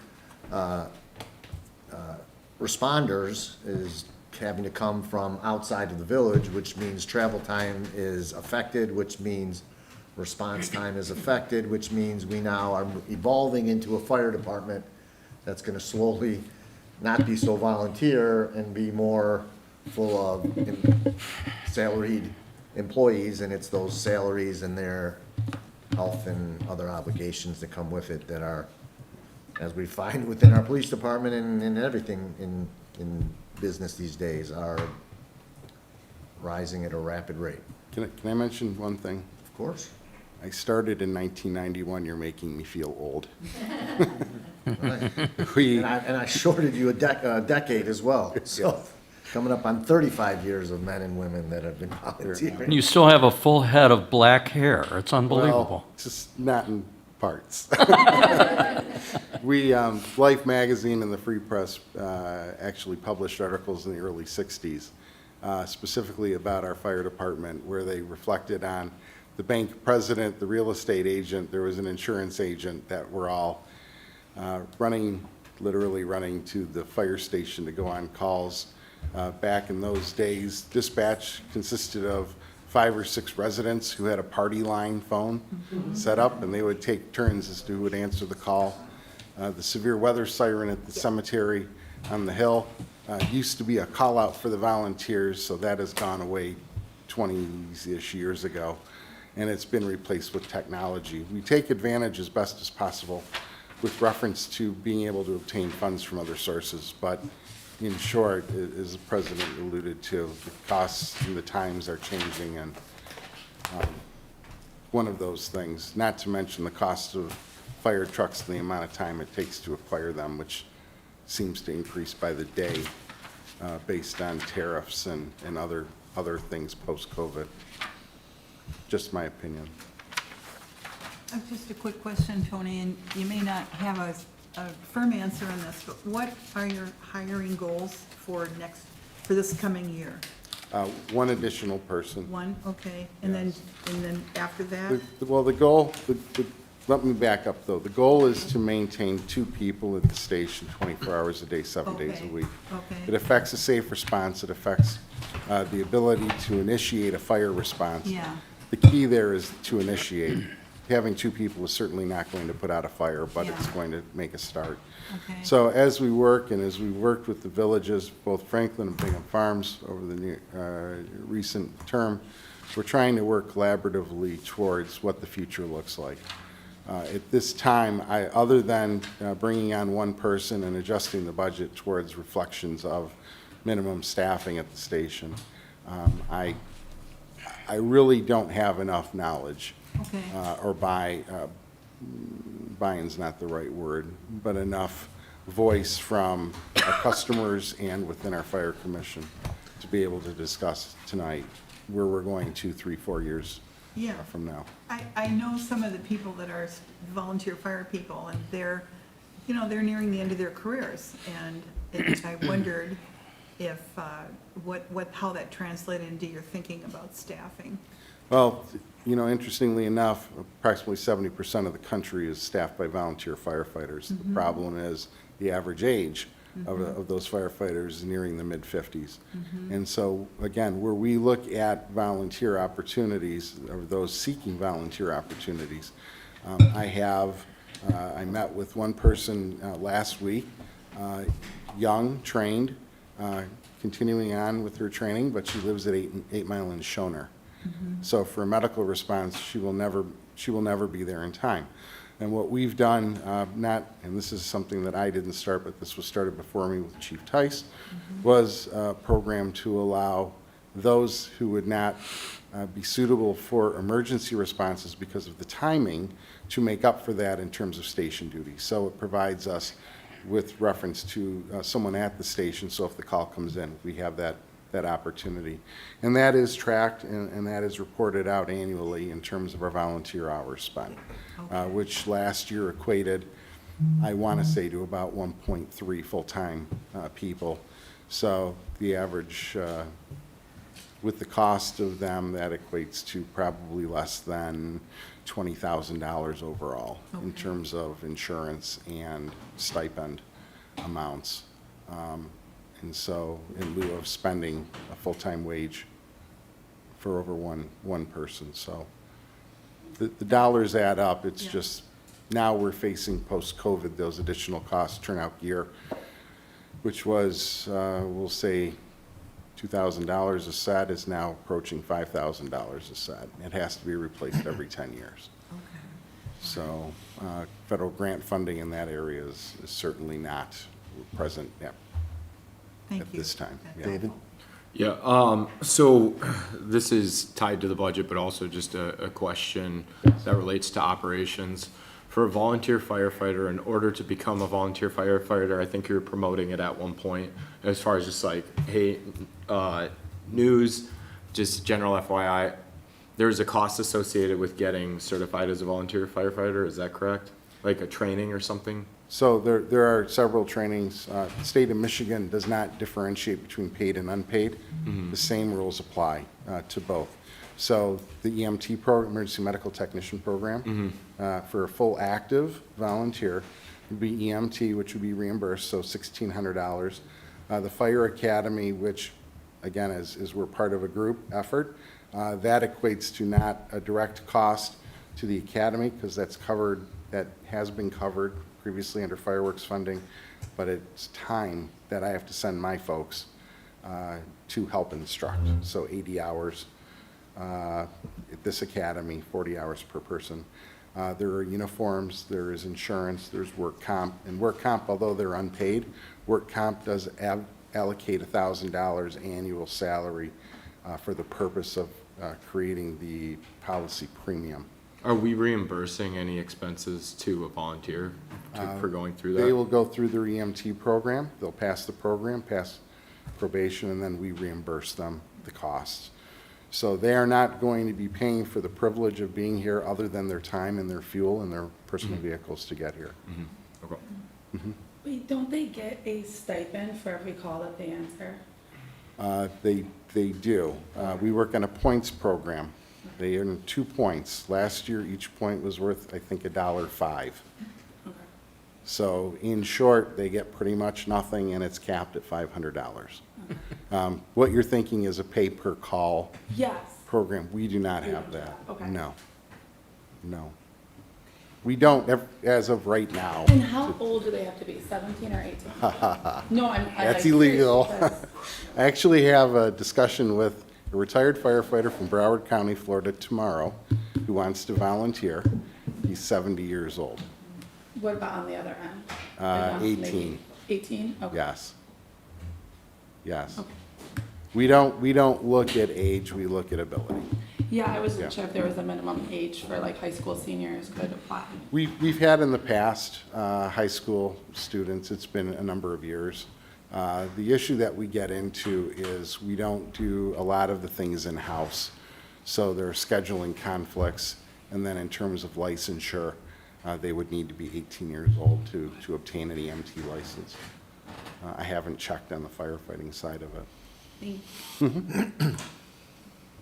Anyone else, questions for Tony? Thanks, Chief.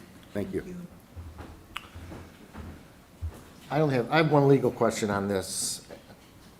So our new library millage, .2018, that was what was approved. So we've never collected yet. This is our first collection, and Headley already takes a bite out of it. Yeah, it's terrible. We even called to verify, we went through it through, but that's how quickly You never Headley. collect, you never even collect the full amount when you start. Nope, and that's how quickly things are affected by Headley. Okay. It's really Well, unfortunate. we have a motion and a second on the floor. Do we have any further discussion on Yeah, I do have a couple of questions. Did this go to the finance committee? Like, did you all have conversations around this? Yeah, we talked at length that we would be only raising the fire. And I guess my question would be, and I guess I don't know how we handle this moving forward, but when did we know that we were gonna be asking for a millage increase? That's unfolded maybe in the last couple of months. It came when fire brought their original budget. It's a 33% increase, and originally they were asking for an additional $250,000.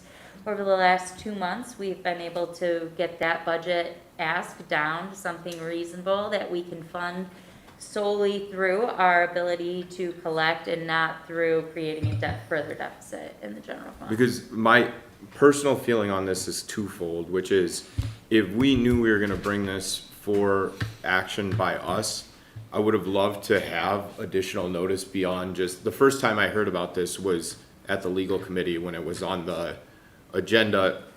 And the way I operate is that when things come to us for the agenda, my personal feeling, I don't view that as an opportunity for me to exercise a position or personal judgment on the matter, just whether or not it should go on for discussion of the entire council. And so for me, if we are going to be increasing the taxes of our residents, I want to provide as much possible notice to residents so that they can come and speak.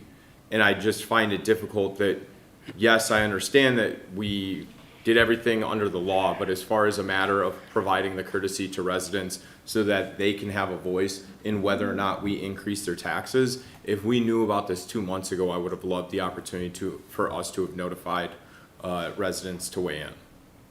Because I do feel, and so that's what I feel about the notice standpoint, and then frankly, I have to really defer to the finance committee, and I think that I haven't seen their books. I don't know what their finances are. Realistically, we all have to, anyone who wasn't at the finance committee has to take the fire department at their word. And there's no reason that we don't, but there's due diligence that we have to follow. So, Tony, I believe absolutely everything you're telling me. What I'm telling you is that I haven't seen the actual budget to say, yes, totally understand where this is coming from. Well, you did give us the budget at the last meeting to look at, and David Goldberg sits on that board, and we have engaged in extensive conversations with the fire department. I mean, David Goldberg, myself, and the representatives from Bingham Farms have met 3-4 times to be discussing But this. we collectively are the ones that pass budgets. We collectively are the ones who have to make the decisions and are accountable to our constituents. And that's why I'm saying, like, I appreciate the hard work that you all have done, but I didn't come out of last month's meeting knowing that, I didn't come out of the presentation last month of the fire budget understanding that we were going to be seeking a millage increase. We're not seeking a millage increase, so I want to be really careful We're- with that terminology. Okay, We're we're collecting increasing the amount the that was taxes. voted on by the people originally in 2012. We have always elected to under-collect. We're not increasing a millage in that way. This was voted on by the people in 2012. We're now gonna go back and take what we brought to the people in 2012. I mean, we are increasing, I don't want to get into the semantics, I'll just say we're increasing their taxes. Yeah. This is the process that the 4029 has always gone through in Franklin. Can we table this for next month? No. We cannot. This has to be It done has now. to We're be talking, signed you, tonight. There's nothing to table. guys, we just discussed it. We're talking at roughly $70 a household for our fire department that is asking for us an amount of money that we can't even come close to providing them with. But then we discovered they have money in escrow. Yeah, They have again, money in escrow for things that they have it reserved for, which the escrow serves. Which is what? Like, that's how I left that meeting. So, and we don't actually have access to their books because we don't have oversight or insight into that. so They provide again, us with a financial statement. Once a year. No. I don't want what I was saying to be lost, which is again, that when we're increasing the tax of our residents, that we try and solicit the input of them. You're right. We just had a public hearing to get input on the residents of our budget, and it's an overwhelming amount of people here. So you think if we would have let the people know a month ago that there was a chance that we needed to bump their taxes up $70, that it would have changed what happened and who showed up at today's meeting? Once in a while, we need to just legislate, guys. That's what we were elected to do. We have residents that voted to have us sit up here and make decisions. Every single decision we make does not have to be vetted out to the public to the nth degree. We just need to make decisions for them. That's what we were elected to do. But I think that's our fiduciary Stop, duty. stop. It's fine. It is our fiduciary duty. And you can do your fiduciary Stop duty with how the you want. lawyers. Research it out yourself. Ask for the proper information when you need to have the proper information. Nobody comes to these meetings. All we're trying to do is ask that the residents, or that ask the council to levy the full amount of the reduced amount that we're allowed to levy in order to pay our bills. And we need more money to pay our fire department bills. And the only place we could go to help in that is to maximize the amount that we've been taking. Up until about the middle of 23, 24, the amount of money that we taxed and that we were able to levy at its reduced amount covered the amount of money that the fire department needed. So there really wasn't a reason to have to ask anybody. And in our prior councils, whether it was a good decision or not, made decisions to not tax the full amount to only cover the amount that was needed and not stockpile any for a year like this, when the chief finds that he needs 2 new employees, and he now only can hire 1 of them, because we don't have the money to give it to him, and you're now worried about another $70 a residence, so that he can't maybe hire an extra employee. And to me, it doesn't need to come back to another meeting, it just needs to be voted on. So, again, I am not I never said that it needs to come back for another meeting. If another council member did, or another trustee, that's perfectly fine. Again, I don't care if it's $70. What I'm asking is that when I went and knocked doors, one of the most common things that I heard was increasing taxes. And so I don't think that it's an unreasonable statement for me to make or a request to make. Certainly not one that I have a voice raised at me over, which is providing that if we know that we need to increase taxes, or we intend to increase taxes for the residents, that we provide notice ahead of time. And again, I think that the sufficient notice was last Monday or Tuesday, whenever this was posted? I don't. That's my personal feeling. Okay. We have a motion. We have a motion and a second. Can we All in vote? favor to adopt the Aye. L 4029? We'll do a roll call. Trustee Ferris, Yes. trustee Gates, Yes. trustee Hanson, Yes. trustee Solly, Yes. trustee Salter, Yes. trustee Salapua, Yes. President Goldberg. Yes. Okay, thank you. All right, go ahead and pull up my budget presentation. All right, so the last and more pressing item is gonna be our Make it big. 25-26 adoption of the budget. I prepared a really brief summary for us here to help educate a little bit more on the budget. And Dana, I'll just instruct you to switch slides. So obviously the next slide here. So to give a brief overview, when you're looking at our budget, we operate by fund accounting. That's how local governments are set to budget, and those are the standards. We have the general fund, local and major streets, police, wastewater, garbage and rubbish, building department, general debt, road millage debt, and sewer fund. Everything really other than our general fund and our police fund are special funds that collect different revenue sources on the 4029 that we just saw. They'll have relatively restricted spending and expenses and revenue. So tonight we won't go into much of the details of those unless you have a specific question. We're going to focus on the funds where we actually do have discretionary spending, and that's our general fund and in our police budget. The first thing that I think is important is while we are running a deficit, we've been running a deficit. We've been running a deficit pretty consistently since 2018, meaning that each year the expenses that we have allocated are exceeding the revenues that are coming in.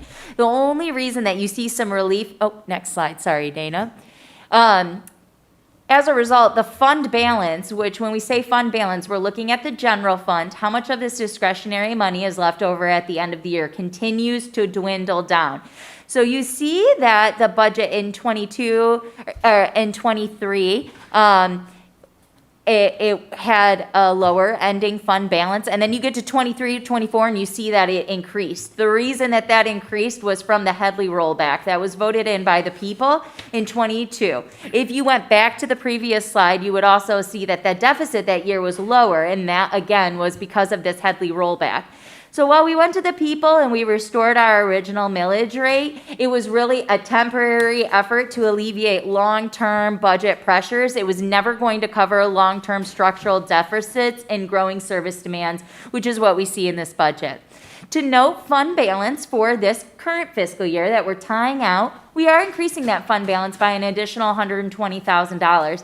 And that was, I'm sorry, there's a typo on here. That increase was by the village's fund balance as a result of prudent and frugal spending by staff and administration. We were consistently prioritizing cost-effective operations. We avoided unnecessary expenditures. We explored creative revenue strategies, and we saw out efficiencies across departments for the last year, and that has allowed us to bring you the budget amendment tonight. And instead of asking for more money that would increase a deficit, we were actually able to add back an $120,000. Go ahead. To talk to you a little bit about where we get our revenue sources. About 75% of the money that comes in is going to be from property taxes. 15% is from state revenue sharing. That number is allocated by the state. It's based on a number of factors, and it remains pretty consistent, though really doesn't move the needle very far. We do make some revenue on fees and miscellaneous permits. The admin charges for Act 51, we're allowed to charge back to Act 51 the administration of administrating our roads and streets. So we do get a 2% of our revenue comes back from that. Typically, we average about 2% in grants, and we get other reimbursements. You know, they're tiny. They're Krieger House rental, dividends, miscellaneous incomes, maybe something that's not necessarily a grant but an allocation. Makes up about 1% of our revenue each year. I think this is a really important slide, and it talks about the 4029. So here's a demonstration of every tax dollar you spent. Of every tax dollar you spend, only 36 cents of that comes over to operate your government. 26.19% or 26 cents of that dollar goes on a road bond that was previously put into place, so paying off that debt. About 14.5 cents goes directly to the fire department, and that's including our increase that we just voted on, 4029. About 10.5 cents per every dollar goes to your garbage and rubbish. Just under 8.5 cents is going to the library, and then you have a little tiny sliver here that does go directly to police operations, but it doesn't cover the budget at all. So that's just a small allocation. But if you want to go to the next slide, Dana, what's important to note that of the 36 cents per every dollar that's coming over here to the village, 58% of it goes directly to the police department. When we're talking about where is this other money spent, administration and the village clerk, so all the staffing here and all of the supplies and the functions that we're able to provide is only 19% of 36 cents of every tax dollar. So very restricted, very low funding in these other areas. And this is how your general fund is broken out. Yeah. Yeah, just real quick. Awesome. Thank you, by the way, because this is something that we've gotten a lot of feedback previously, not even when I was sitting, predates me, was the breakdown of, well, we just don't understand where the costs are. I think what would be even additionally compelling to this is, of that 37 cents, if you remove the 58, here's how many, the actual cents that go to the operations of this side of the house. That's such a good point. Honestly, out of curiosity, let's look. It's going to be real low, right? Yeah, not a math guy. Like Yeah. $500,000 or so, isn't it? It's going to be like, 42% of 37 yeah. cents. I mean, it's just, It's just over 15 cents yeah. per tax dollar. Goes to provide all the services that this village is offered. It goes, I think it's often lost just because we do a good job at providing services with really 3 full-time employees. But what we're able to do on such a small portion of your tax dollar and the services that we are able to provide over here. So this isn't uncommon, and I would say, you'll see some governments, 90% of their general fund is going to the police.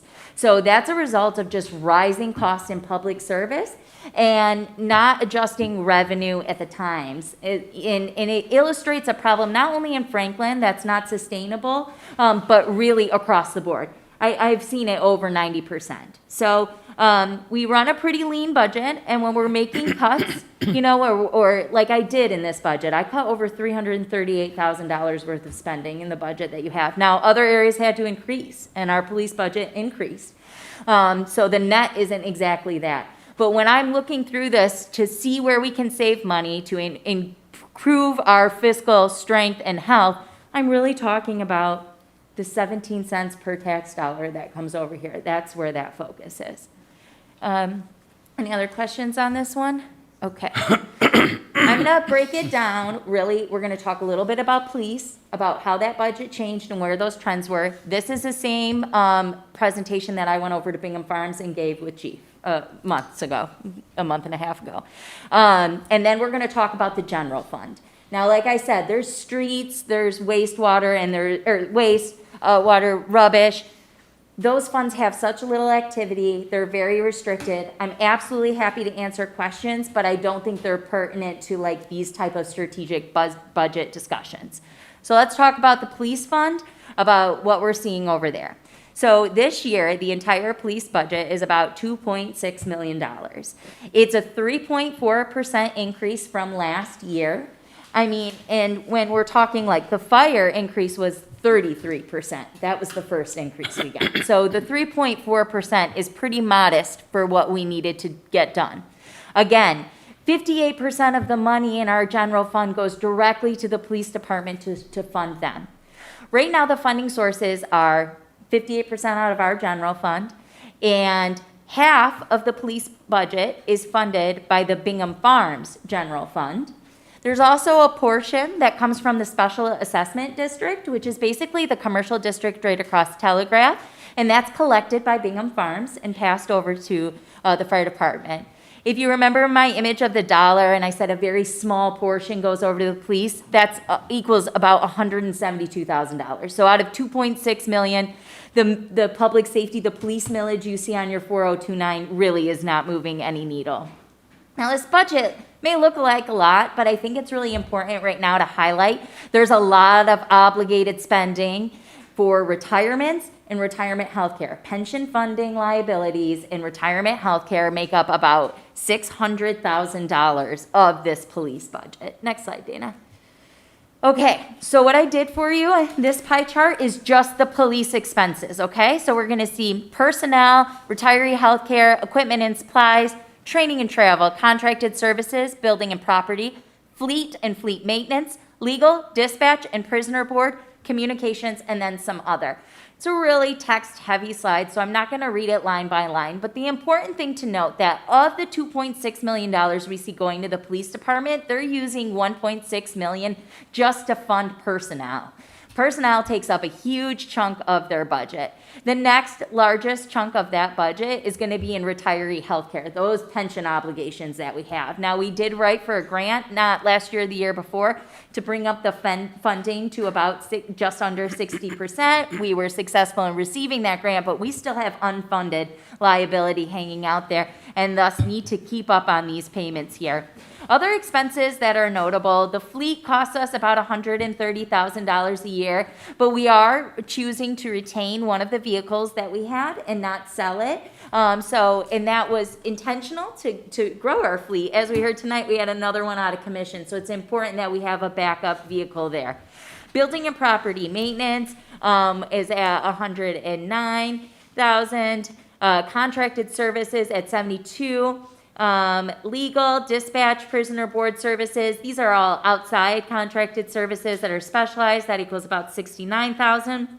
Training and travel is about $32,000, but it's important to note that we do receive state grants to help subsidize some of that training and travel. So while that seems high, we do prioritize having a highly trained police department, and we do seek definite subsidies from the state of Michigan to help fund that and with our community partners.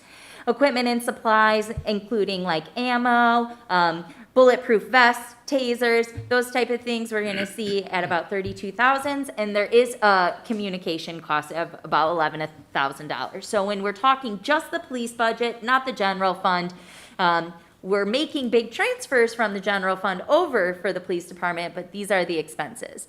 I'm gonna go through the next two slides. So I have just a couple 3-year trends that were notable that I thought were just nice data points. The rest didn't prove to be significant anything significant there.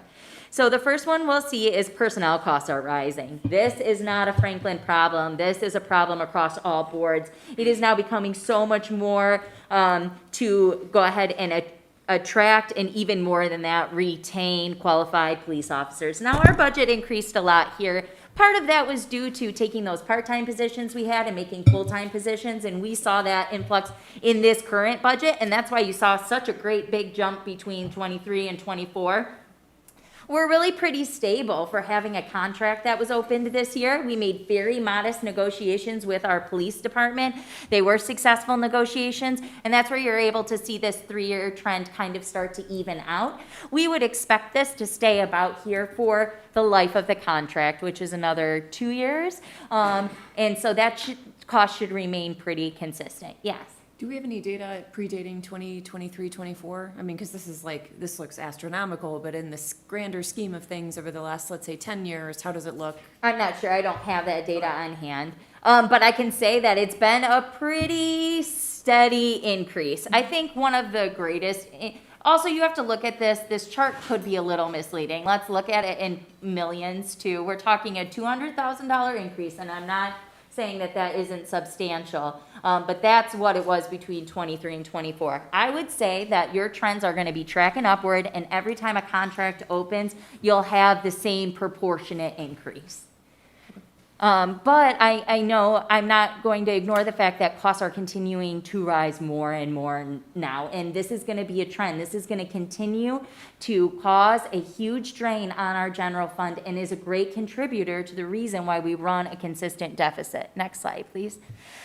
Equipment and supplies. So this is an interesting variable because it just depends on the year. It depends on what needs to be replaced. It depends on what's in circulation for the year and what's going on. So between 23 and 24, there was a modest increase of about 5.4%, and this year we were able to bring it down by like 35%. The decrease is the result of a lot of one-time equipment purchases that had happened in previous years and strategic operations, strategic budgeting. Is it really the right year to go ahead and ask for this purchase? Would it be better suited in the next year? So overall, the 3-year equipment and supplies shows, I would say, pretty much balancing meeting these immediate needs with these one-time purchases and like balancing for broader strategic fiscal priorities. Next slide, please. The building and property is interesting here, and as you can see, it increased in 24-25, and then we're going to see a slight decrease. So in 24-25, it increased by $100,000. It was a 15.8% rise. That, if we'll remember, was from the generator and the HVAC system. These capital improvements that needed to be made, that were necessary, these upgrades, these systems were at their end of life. They had to be taken care of, but that's how quickly it can throw off a budget for building and property. Now, we're expecting a slight decrease, about a 4.4% reduction, and it will return us back to more of a typical spending. When we get a capital improvement plan that's really dialed in, that's where this data will come into play, because we'll be able to make 5, 6, 7 years down the road and start really planning for when these capital purchases are. Emergencies will always happen. The HVAC would have still gone out, and it might not have been the year on the capital improvement, but it will allow us to have better control and be strategically planning for those instead of seeing like dramatic spikes and decreases. But as I say that, of course, it's important to remember that emergencies do arise. Okay, next slide.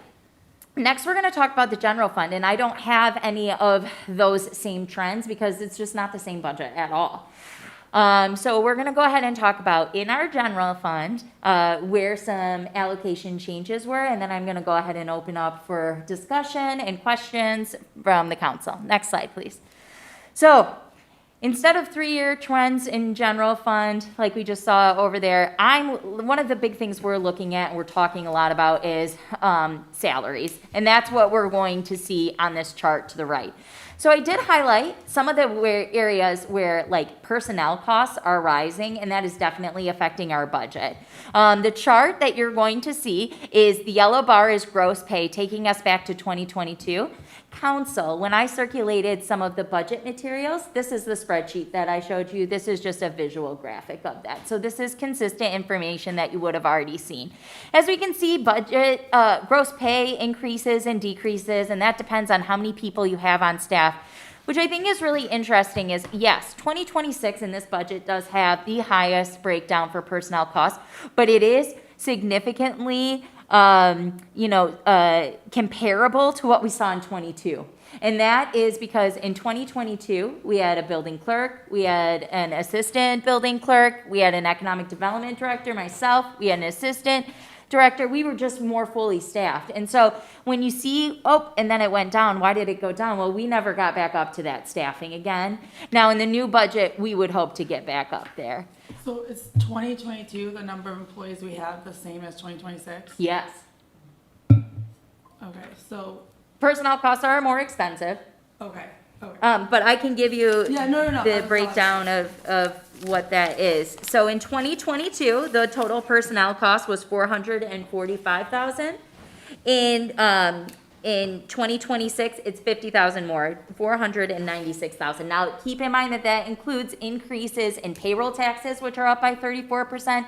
Group and life insurance is up by 12%. So that's not just in salaries, those numbers that I read, that 50,000. But you're looking at 22 and 26, the difference is $50,000. Yes, some of the staff salaries are higher, but also other costs associated with that are as So well. that's 5 salaried employees in 2022 and 5 salaried employees in 2026? Yes. Okay. So we really had a number, we had at least one unfilled position in 24 is really what you're saying. 24, 25, 25, 23, and it's like, I can't just point to one because they'd come in the middle of the year, leave in the half the year. Obviously, it's not always apples to apples. Some employees make more, like our old building clerk Doreen Martin came with a lot of experience. She made a substantial salary over there and had an assistant. So there are different. There isn't a good way that I found to organize it line by line. I did provide the summary to council, and this is just a visual aid of the summary. Go ahead. Additional cost drivers that are outside of personnel. IT licensing is up. It is costing us more for Office 365, for BSNA, for software, the BSNA software. For IT support has remained kind of pretty steady, but what hasn't remained steady is our payroll processing software, our website hosting software. All of these things saw increases, and you would have noticed those in your budget amendment. Because I had to make adjustments because halfway through the year, our website hosting is going up and it revised and different things were going up. So those are adjustments there. I also want to note that training and conferences hasn't increased because in my contract, unlike in Rogers, I'm allowed a $2,000 stipend to attend city manager conferences. So you will see an increase there, and I'm the predominant cause of that. Is any other employee required to take training or go to conferences besides you? No, no one is required to. Go ahead. So like I said, I cut over three. Okay, but what about the clerk? It's not required. It's not required? It's highly recommended. It would be very frowned upon to not have there. All clerks go to it. It is a biannual training. Yeah, I but would have thought so. Okay. it's not like it's required to keep a status. I wouldn't recommend it, but it's a serious training. It talks a lot about changes in legislation and changes in clerking, but it wouldn't diminish Dana's title as a clerk. Okay, thank you. So I cut about $338,000 of spending from this budget. Here are some of the things that were noted in that. I cut a lot of engineering for projects that weren't identified as priorities. Keep in mind that there is a capital improvement line here in this budget. It is meant to help assist us when we have an emergency like an HVAC situation, and could also be used to support a council initiative or project should it arise and we get consensus on it. So it's not like there isn't any money to do anything. It's just that we're running a deficit budget. We do not need, it's not strategic for us to be putting engineering dollars in areas that have not been agreed upon by council. Public information, that's down because we got rid of that consultant. But you saw an increase in personnel costs because we're going to hire a full-time economic development director. So they will pick up those responsibilities. The council miscellaneous expenses is down is because we had some different studies that were through on the council that are not continued. They were one time and were completed. Creer and Broughton House repairs are down.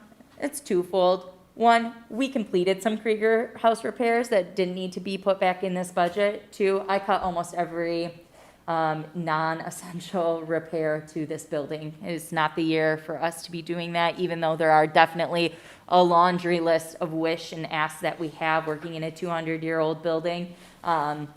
We're gonna wait on that. Zoning Board of Appeals had a study last year, so that didn't need to be funded, as did the Historic District Commission.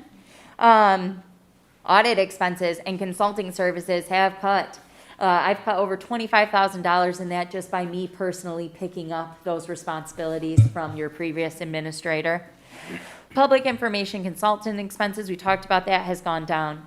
I think one of the most interesting points in my cuts is that I found over $60,000 in expenses that had continually been charged through our general fund, but really where they needed to be were in the building department fund. So we talked about restricted funding. The building department funds itself through permits, through plan reviews, through all of their functions. We're not allowed to take in that money as revenue and move it over into our general fund. It has to stay in the building department. Coincidentally, you are also not allowed by the state to over collect in that fund. So if you get a huge fund balance in there and it's noticed by the state, they'll come and say, why are you overcharging for building services? You're clearly bringing in more than you need to run your building department. You need to cut that down.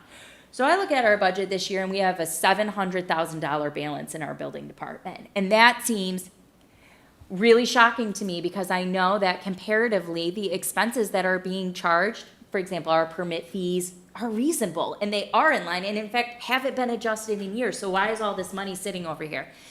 It's because previous administrations and budgeting practices had not been charging the expenses to run the building department to the building department.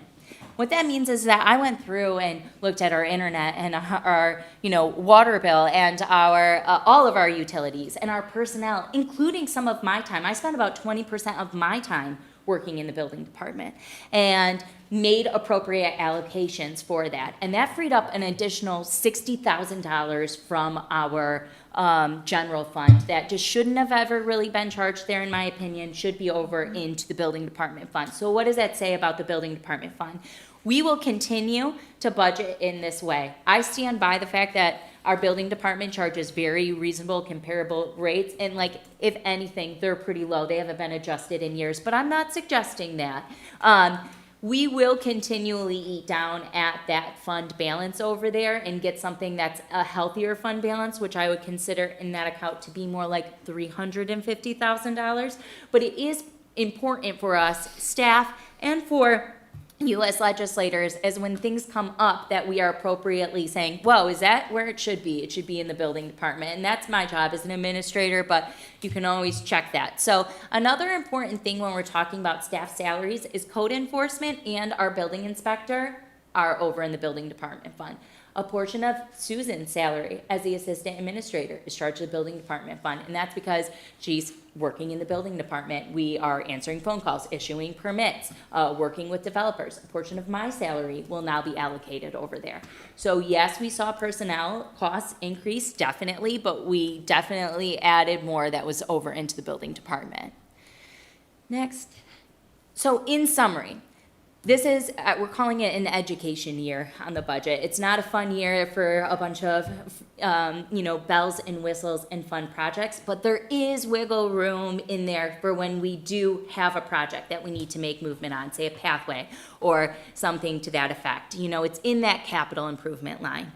It's probably the first time that this budget has been looked at with a fine-tooth comb by an administrator in over 5 years. Possibly. I would say since Amy Sullivan was here, that would be about 15 years ago, honestly. It's been a long time. It was a lot of tedious work.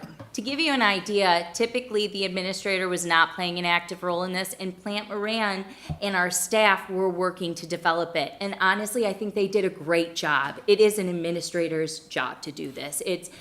I have the knowledge and the strategic vision and the communication over here. So I think that our staff did a great job doing what they could, but only with the knowledge that they had. And it used to cost us a lot more to prepare a budget because Plant Moran was doing it and not me. So was it a huge time consuming project? Absolutely. Since April, this is pretty much all that I've been doing, looking at, strategizing, thinking about, moving around, asking questions about.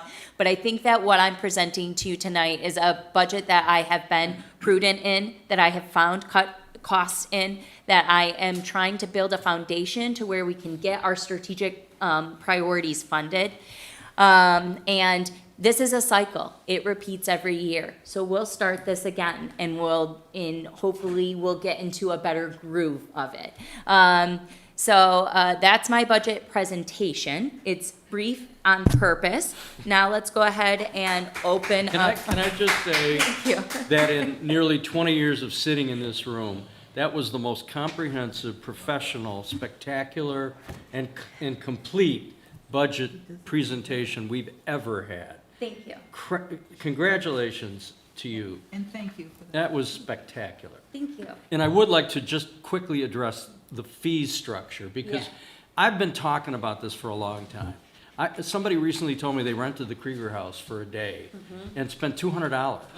And I just don't even understand why we would charge so little as $200. It's got to cost that much to clean it. And so we have estate sales in this village, and when people come in to get that permit fee, $1, and I told you to charge them $1,000, and they would have paid at least $500, because we know other parts of the metropolitan area pay upwards of $500 for a fee. To have any fee that's $1 is ridiculous for us, to even write anything up for $1. So I think we really need to look at that. I know the lump sum total isn't going to make a huge difference, but we're living in the 1840s here with our Particularly fees that our residents aren't paying. Yeah. Say it again? Either way, I said particularly fees that our residents aren't necessarily per se paying. Correct. What I've heard from council in regards to fees is that they need to be looked at, and we're gonna put them into one unified fee schedule that we approve each year annually with council. So we're making adjustments as adjustments are fit, because how long has a garage sale permit been $1? I've never paid $1 Well, for not anything. garage, we don't have garage sales. These are estate sales. We do have a garage sale permit? Oh, okay, we have yard sale permits okay, that are $1. I'm not aware of that, but that's same ridiculous. with estate sales. So that is definitely, there are other. Now, just wait till I have mine, though, before we institute this new fee. Oh, sure, yeah. So. No, you won't. The budget process doesn't end on the night that we adopt the budget. The next thing that is, we have a number of contracts that need to go out to bid. Contracts that haven't seen the light of day, some in 40 years. It's a very time consuming to kind of get that out and get them out to bid, but that's the next project that I think that we need to start working on is, are we really entered into contracted services that are providing us the value and their worth? Now, there are some that I would argue 100%. For example, McKenna and our planning contract is a wonderful contract. We get a heck of a good deal, and we'll put it out for bid, and they will prove that to us. But there are other contracts that we have, say like our cleaning services with Sunset. I'm under the impression it's been over 30 years since someone has looked at that contract. So moving past getting the budget approved, hopefully that can happen this evening. The next project is to start pulling all the contracts and getting stuff out to bid, so that by the time we start the planning process for next year, which honestly, if I had been here for an entire calendar year, would have started in November, that we have a good idea where contracts are. I think another project there is a fee schedule, looking at fees, looking at how those are laid out in ordinances, pulling specific fee numbers out of ordinances and putting them into a schedule that we can review and approve annually. That's another really important point.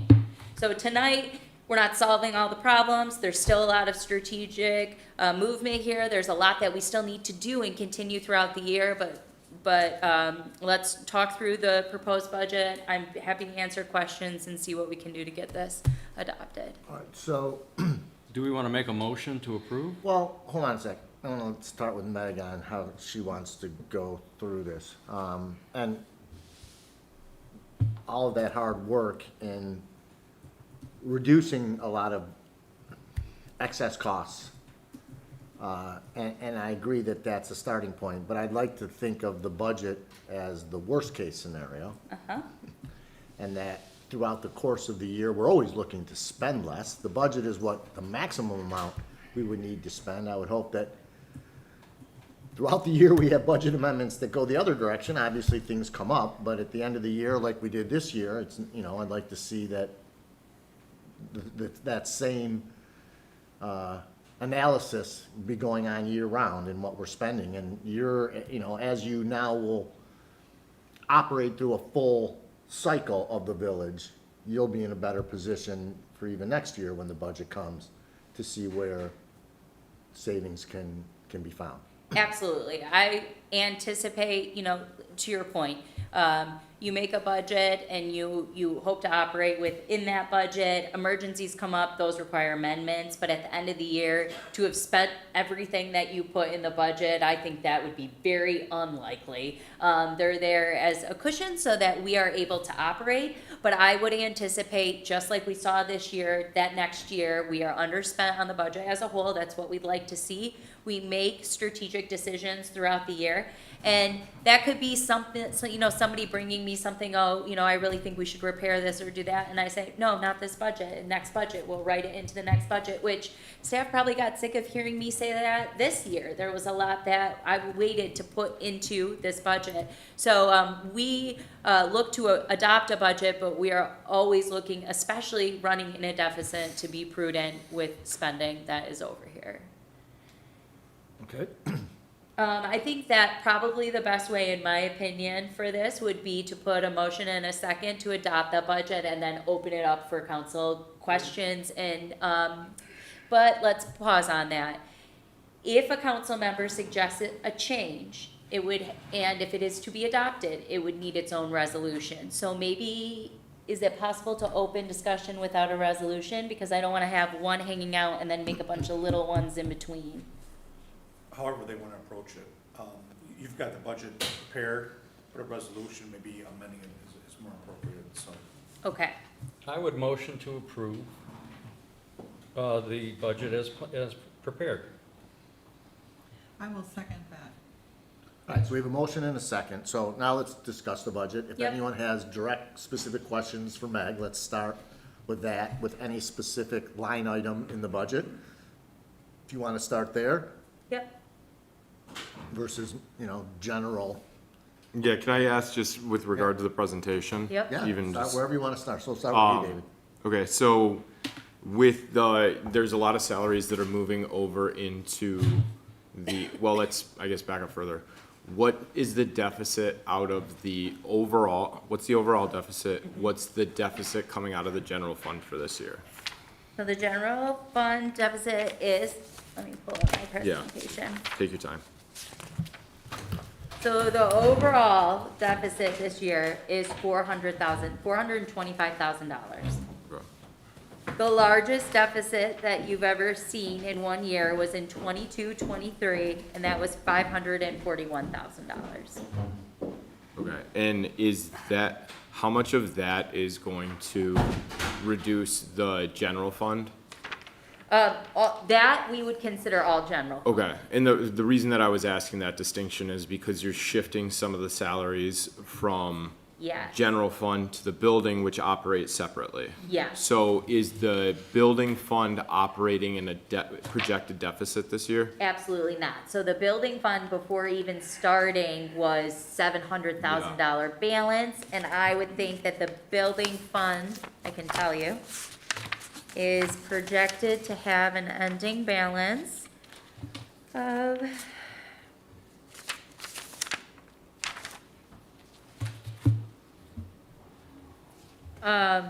so by the end of the year, when we're projecting revenue for the building fund, we would be over $1 million.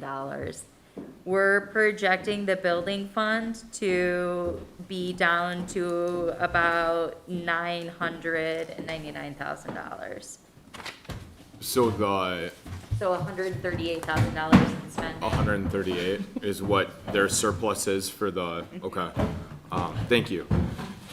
The next question based off of the presentation is, so we have a deficit of 425, we've cut out 338. Yep. So does that mean that we would have come in with a deficit of 350 plus thousand Yes. of a deficit this year? Yes. What was their deficit last year? Last year, you were at 252,000, but the reason that's lower is because you just had done the Headley roll-up. So it was like between 22, 23, and 24, 25, it's the first time you were receiving those funds. Okay, so how much, do we know the reduction of the Headley? Because we're gonna run into the same thing Yep, next year. it's gonna happen again. So I can't predict what it will be next year at this point, but I can tell you that when you rolled it up and you restored it, you're already back down from 3.5 mils to 3.4542. So you've lost over half a mil already.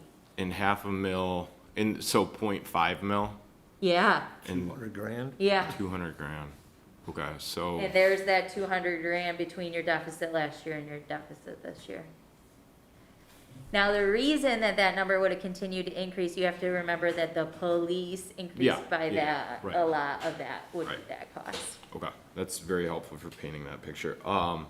Did we have a conversation yet, because I don't believe I saw it reflected in this, of, if you remember, we had the conversation when we presented the police budget of, well, our staff is doing some of the services on behalf of the police, or were they reimbursing some of those services that we're providing through the staff? We're pretty separate now. So that was an older way of operations. It's my understanding, like, one good example of that was like payroll. It used to all come through this office, but it was police. We're not really like that anymore. There was a little bit of a confusion over some copy spending this year, but that was pretty minimal. But for the most part, the police department manages their own expenses. We're not really, other than, you know, we take a big chunk, we give them the budget out of our general fund. Yeah. So it's kind of confusing, but they operate within that budget. There isn't services necessarily that I can think of that we're providing over here in entirety. Now, there are some HR services, there are some retirement account services, or like we have some retiree healthcare over there, and that became a little bit of an issue, and there was a dispute, and that was my time, and that was Susan's time. And Yeah. so that definitely does happen, but for the most part, when we're looking from a budgeting perspective, most police expenses are properly allocated over there. Okay, and for purposes of budgeting, totally makes sense. Do you think that there's an opportunity to do, whenever something comes up where it takes Yes. administrative burden, that we can then try and do some type of a, again, calculated recapture? Yes. Right. I think that's actually a really good idea and can be very strategic budgeting. So it should be something that we look at. The only thing that I would say to that is at the end of the day, when the police doesn't spend their entire budget, it just goes back into our general fund. Yeah. So it all ends up in the same spot, but it might be interesting data points to kind of look at. But at the end of the day, any money that's not spent over at the police department ends right back up in our general fund. And then we take it out fresh the next year for them. Right, but if we were able to essentially do the calculation of our staff time, it would be charged against the sheet of the police and then reimbursed at 35% by Bingham. That's why I'm asking, because yes, it comes back, but it's still a revenue. Interesting. It is adjusting revenues, Yep, not necessarily revenues, but David, that's a great point that I That is don't a know good if point. we've ever really looked into, is when we go back and Right. adjust our budget and have to spend more Yeah. for police, do we go back and they do, collect that? yeah. We do, okay. So I can tell you that that communication has been terrible in the Okay, past. yeah. And that for the most part, Bingham Farms saw one budget presentation and said, oh, that was good, that was a budget, we paid you that. And then halfway through the year, when we did a budget amendment, it typically was not communicated over there. And I know that because I work really closely with Bingham Yeah. Farms. That's one of my management strategies over here, is to be communicating. So I went over there and talked to them last week and brought up the whole budget amendment that we passed. It was like $200,000 for the police this year that we had passed, and they weren't aware of that. And the reason that that got triggered to them was, you presented the budget, you said it only increased by 3.4%, but my number says 15, and I'm like, it's because you don't have the budget amendment, so you actually owe us more. So what I will say is, at the end of the day, it evens out in the wash because we're audited for it each year in December. And during that audit, if Bingham Farms owes us more money for the police department, it comes out and we get it back. But how clean has that communication been? That's a lot of trust at the end in the auditor, and it's also not fair to Bingham Farms, because they don't have any information, then they just get hit with a bill, and they don't get the courtesy of even knowing what that service was for or providing any feedback on it. So that's not how Chief Lawson and I are operating. We're very much operating in lockstep with Bingham Farms, to the point where I invited the Bingham Farms administrators to sit in on our contract negotiations so they knew what was going on. If we had a budget amendment right now that affected the PD, it would immediately go to Bingham Farms, probably before it even came here, and I would say, hey, just so you know, this is going to our council on Monday night. If you have questions, let's talk about it. If you want me to go over there and talk about it, I'll do that.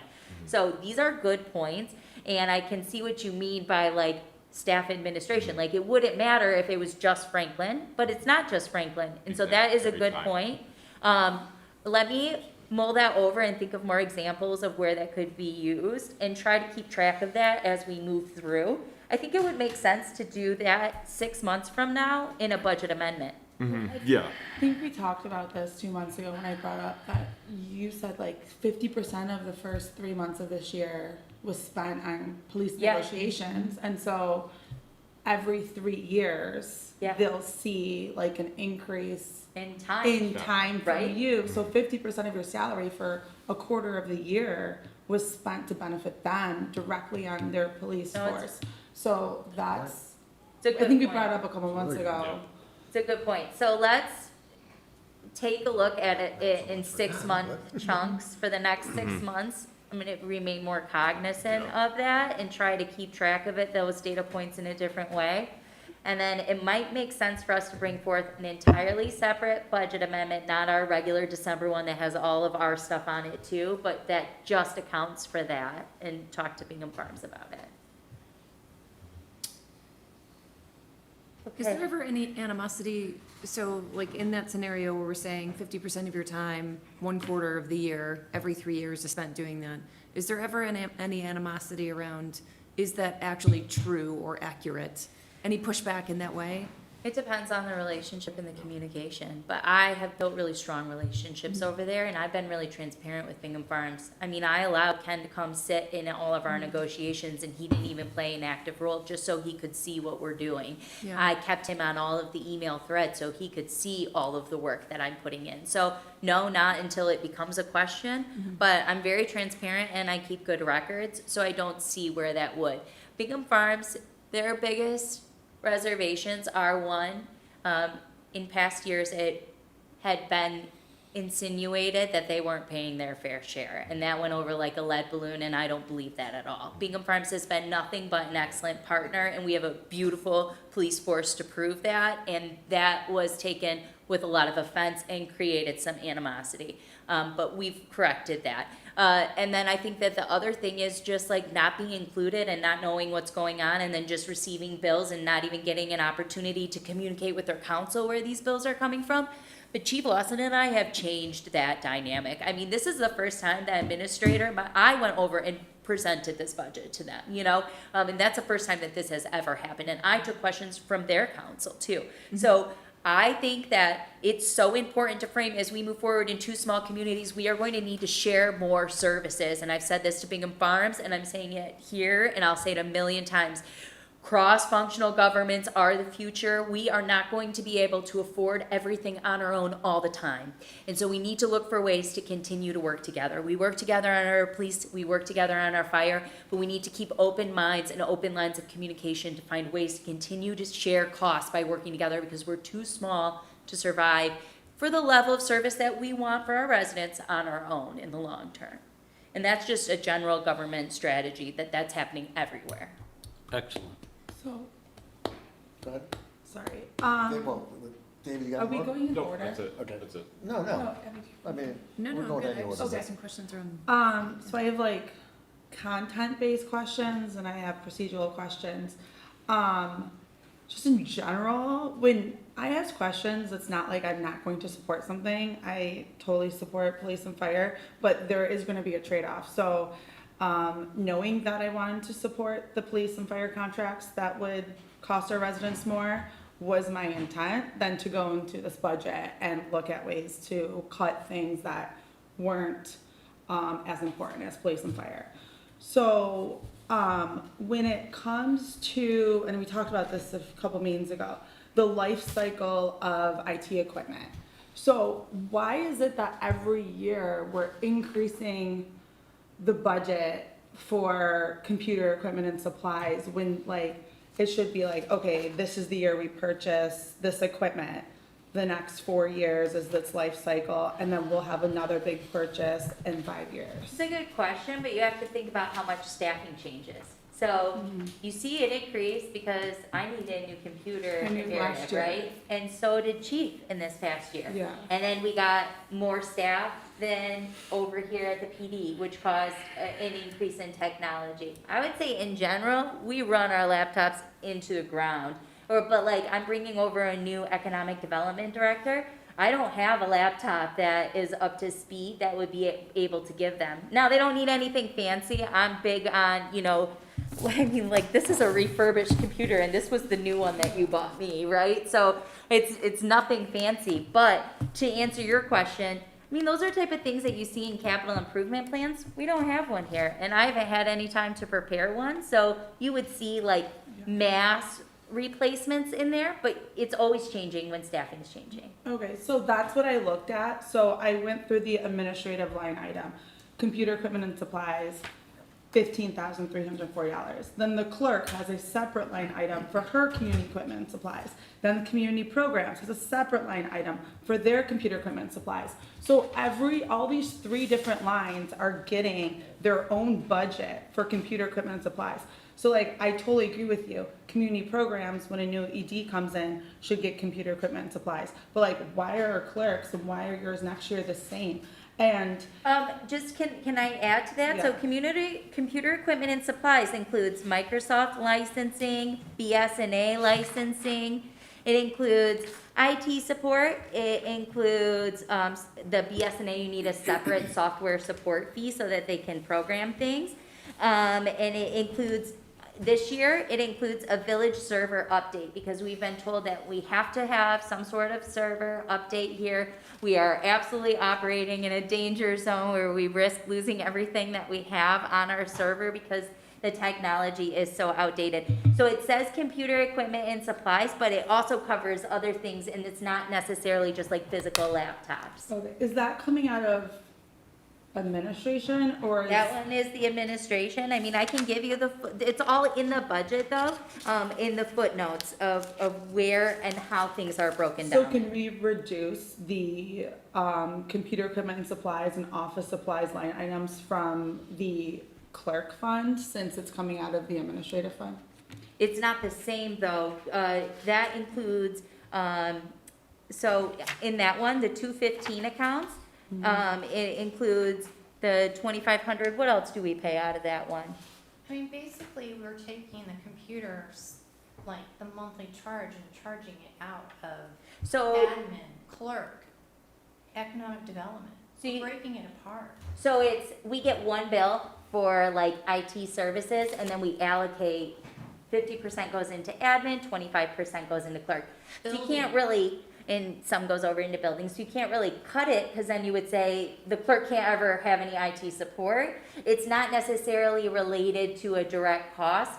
And I get that that's confusing, but that's how fund accounting works for municipalities. So we take overall bills, the total Microsoft Office subscription, and then we divide it out. And then that portion goes into the administration salary or administration community supplies, and then Dana still needs an office subscription, so then that goes over there. So it's not for new equipment. Nope, you didn't get any new equipment. I'm not planning on putting any new equipment over there. That's not for equipment per se. It's a percentage of a cost. Okay, and to that point, when we're using Office 365, why aren't we optimizing that platform? Like, why are we, like, we've talked about this for a couple meetings, like, should we not be paying less for toner and less for printing and less for copiers because we are modernizing and digitizing, and like, do we need to be printing the stuff? Like, I'm trying to. Well, like I said, we're trying to address that. Things like printing need to go out to bid. They haven't gone out to bid. Now, we did vet. I have 3 different ones to look at right now to try to save cost on that. But this isn't necessarily like, I agree that our contracts need to go out to bid, and printing can be one of those. So to that point, like, to your multifunctional cross-coordination government strategy, a lot of procurements, we can leverage contract vehicles from the county, you know, for like public works, for printing, for cleaning, for a lot of that. So I agree with you that I think that is like the strategy we need to employ moving forward, because I don't think that, I think it's gonna be like super time consuming to like put every contract out to bid, like to your point, it's something that you guys don't have time for. So I agree with you that like we won't be able to do our own contract for every service that we wanna provide. But would it not be, would we not be able to reduce some of those office computer equipment and supplies budget, considering the move to technology? I do not think so. I looked at it and they're really for our necessary softwares that we're using. They'd still need to use the machines. Yeah. They still need license access BSNA across all Microsoft. Super expensive, and we use so many functions of BSNA. I get that it's a large cost, but it's a really dense program and we rely on it heavily. It collects our taxes. We administrate our building department through it. We do all our budgeting through it. So like each one of those sections of BSNA is its own cost associated. So I definitely can see where that plays into this budget, but those things are just necessary. And then you said, the Plant Moran, is that accounting service out of the administrative fund? It's divided. Some of it comes out of police, some of it comes out of administrative. And that's been reduced? I took $25,000 out of it. Okay. And the contracted services, what is the clerk contracted services at $7,000? It's just to continue the codification project that council voted on last year. So we already spent $6,000 on it. I have cut that cost. Originally it was 20. I have absorbed that work with Peter and with Chris Duzen to get that bill down to 7, but we need to finish the project that we started, otherwise we lose all the progress that we were making. This is the AMLAW project? Yeah, So did we contract with someone to do that? AMLO. Okay, and they had like a year to do it? It was in phases. The council voted, they did the first phase, now we're in the second phase where we're just actually completing the codification. Do you have anything to add to that, Peter? No, she's accurate. They're working with us as far as time. Are we using AI tools to? Well, AmLaw help is with an that? AI tool. I guess that's, so that's what It's AmLegal. or AmLegal, sorry. That's, and I don't need to get into the semantics of it. I'm just interested in that contract too, because when they billed it to us, it was not a $20,000 to review all your ordinances. It was an extremely low number.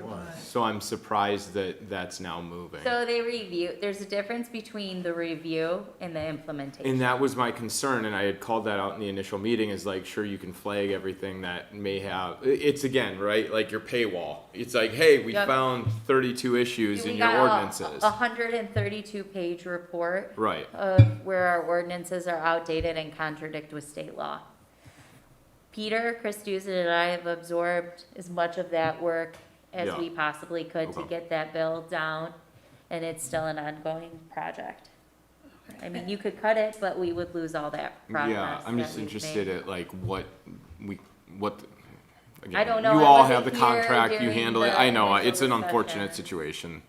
And so what it sounds like is like, we've gone through and you've covered the basics of just getting us to a baseline. Yeah. And next year is, now we call out things for bid when you have the time, the energy. Yep. And the opportunity to do those things. Yep. So to revisit these bids that have been in place for a very long time or are so long overdue for revisiting, but you just haven't had the time to do it. Is that the net of it? Yeah, Okay. absolutely. I think that's the ongoing savings. I mean, that's, and like, so, and to piggyback off that, we get back to a foundational spot, we can assess what the need is as far as additional revenue, which is a conversation we're gonna need to have. And then we can align on council priorities and start budgeting for projects to actually get them over the line.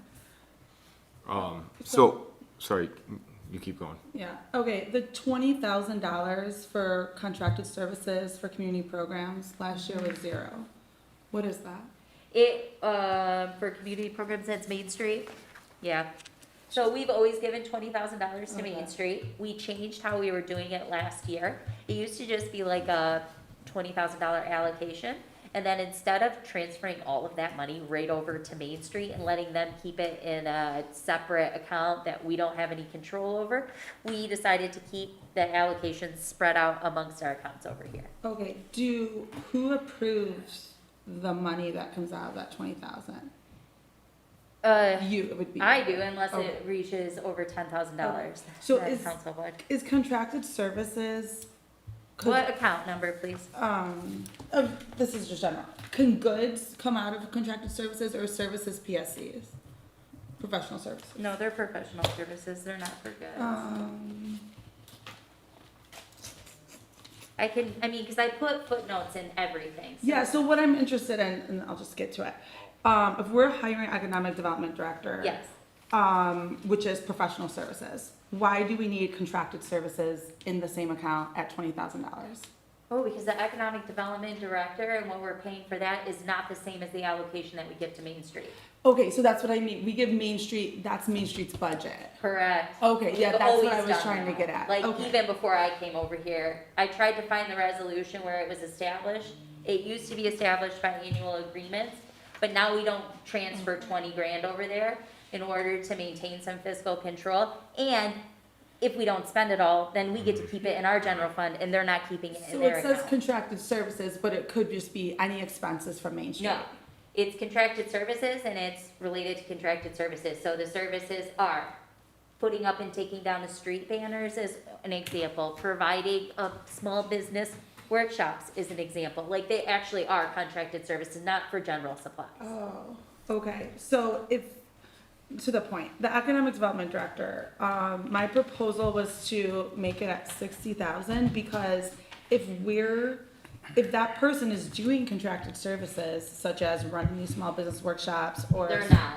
Those are through the county. Yeah, so then 18 months ago, we had a number of candidates at 60,000 and now we have to go up to 75. And I think that to Pam's point of like, if we want media strategists, ad hoc, who are really good at communications, are we gonna find someone who's really good at communications, really good at business development, really good at coalition building, or should we keep that at 60,000, have 15,000 to play with, to have, there's been residents come up to me and they're like, I'll do your social media for $600 a month. So that's where I'm asking, like, if we already have budget for contracted services for Main Street, we hire economic development director who's really good at doing business development, and then we don't find a jack of all trades because we want someone who's precisely great at communication, public engagement, municipal outreach. I don't think it's a stretch. Those all go and feed off of each So we other. can I find- am an economic development director. That is where I got my start in government, and we are in communications and in community engagement. It's such a strong role in economic development. I think it saves us money to roll that responsibility into an economic development director. Now, if council wants to remove that salary back down to 60, okay, I'll repost for the job and we'll take in new applications for it. That's not a problem. We can absolutely do that. But I think it will save us in the long term to bring all of those services in-house in one person.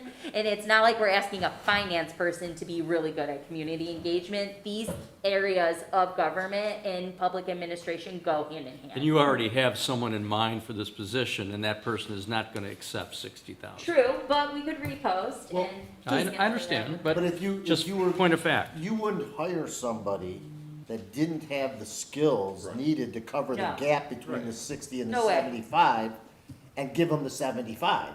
If you found someone that you really liked, but as Angelina said, really couldn't do that extra $15,000 worth of work, Oh, then we you'd have to would- tell them, you're only making 60 grand if you can't do all Yeah, the and you're other not meeting like the job description, but I think you're great and you have space to grow, but I'm gonna have to hire someone else to do communications. Going in, That the would be intent is adjusted. there's 75 allocated for all the work. Yeah. And if you Including can like- find a human that can do all the work, then they should warrant the 75 grand. Yep. But if not, then it needs to be broken out. Yep, And that includes like social media platforms. absolutely. Okay. And then, can I call a closed session for the rest of my? Well, I still have, but Yeah, we let's go do into that. closed session, let's get into, Okay. go through everything else. Sorry, I'll just procedural too. Discuss with the closed session. Section 8, number 2, are we, in accordance with that, of the charter?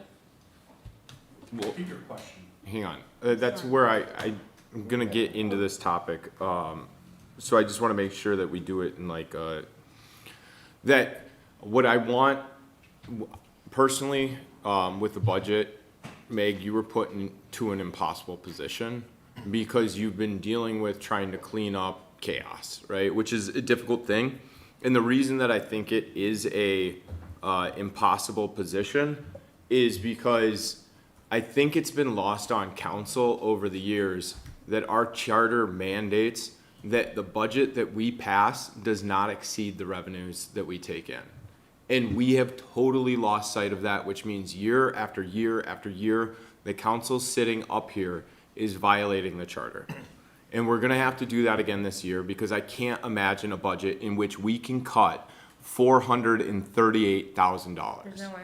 So I just want to be cognizant when we think about and we look for, I get the process of, we get into these conversations and we talk about 60,000 versus 75,000 for an economic development director, that yes, it is a bigger problem, but we still owe, I like to think that at least if we're doing the best we can, if we're going against the charter, and we are. A vote in favor of this budget, just as the year before, and the year before that, and the year before that, are all votes against our charter. Can I get, Well, can you get a when legal we opinion on fell that? into a deficit, it was over $500,000 that the village had to spend to resurrect the sidewalk program that was stopped by legal action. That's where we first fell into deficit, $500,000. And we've never been able to recover since then. But this dates back to 2018. That's We've been. about right. Oh, it goes before that. Right, our records show before that, and that's what I'm saying is that like, the issue that I struggle with in this vote is knowing that I read the charter, and our job is to uphold the charter, and we have to take a vote against the charter. And that's not something that I do lightly.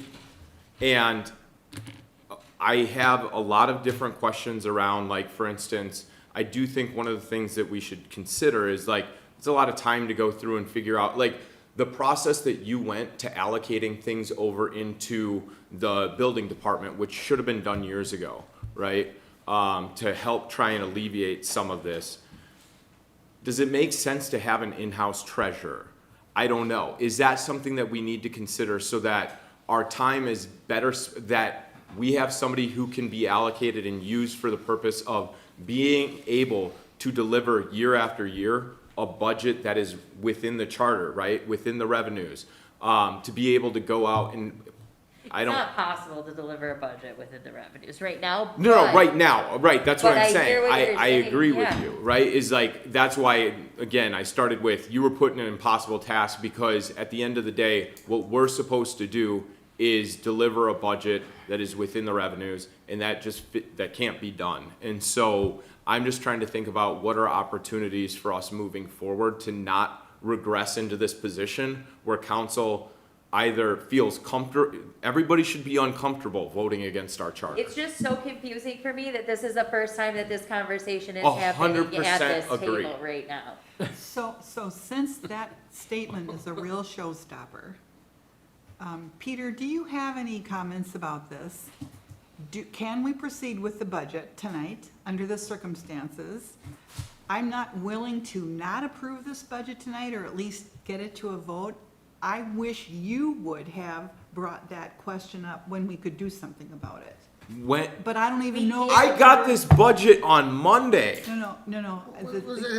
But for 6 years, I'm not but there's blaming- nothing we can do about it either. budget's Like, it's not possible to No, it's have not. a balanced Yeah. budget too, So- you know? So let's decide what we're gonna do with David's question, so that we can continue with our budget discussion.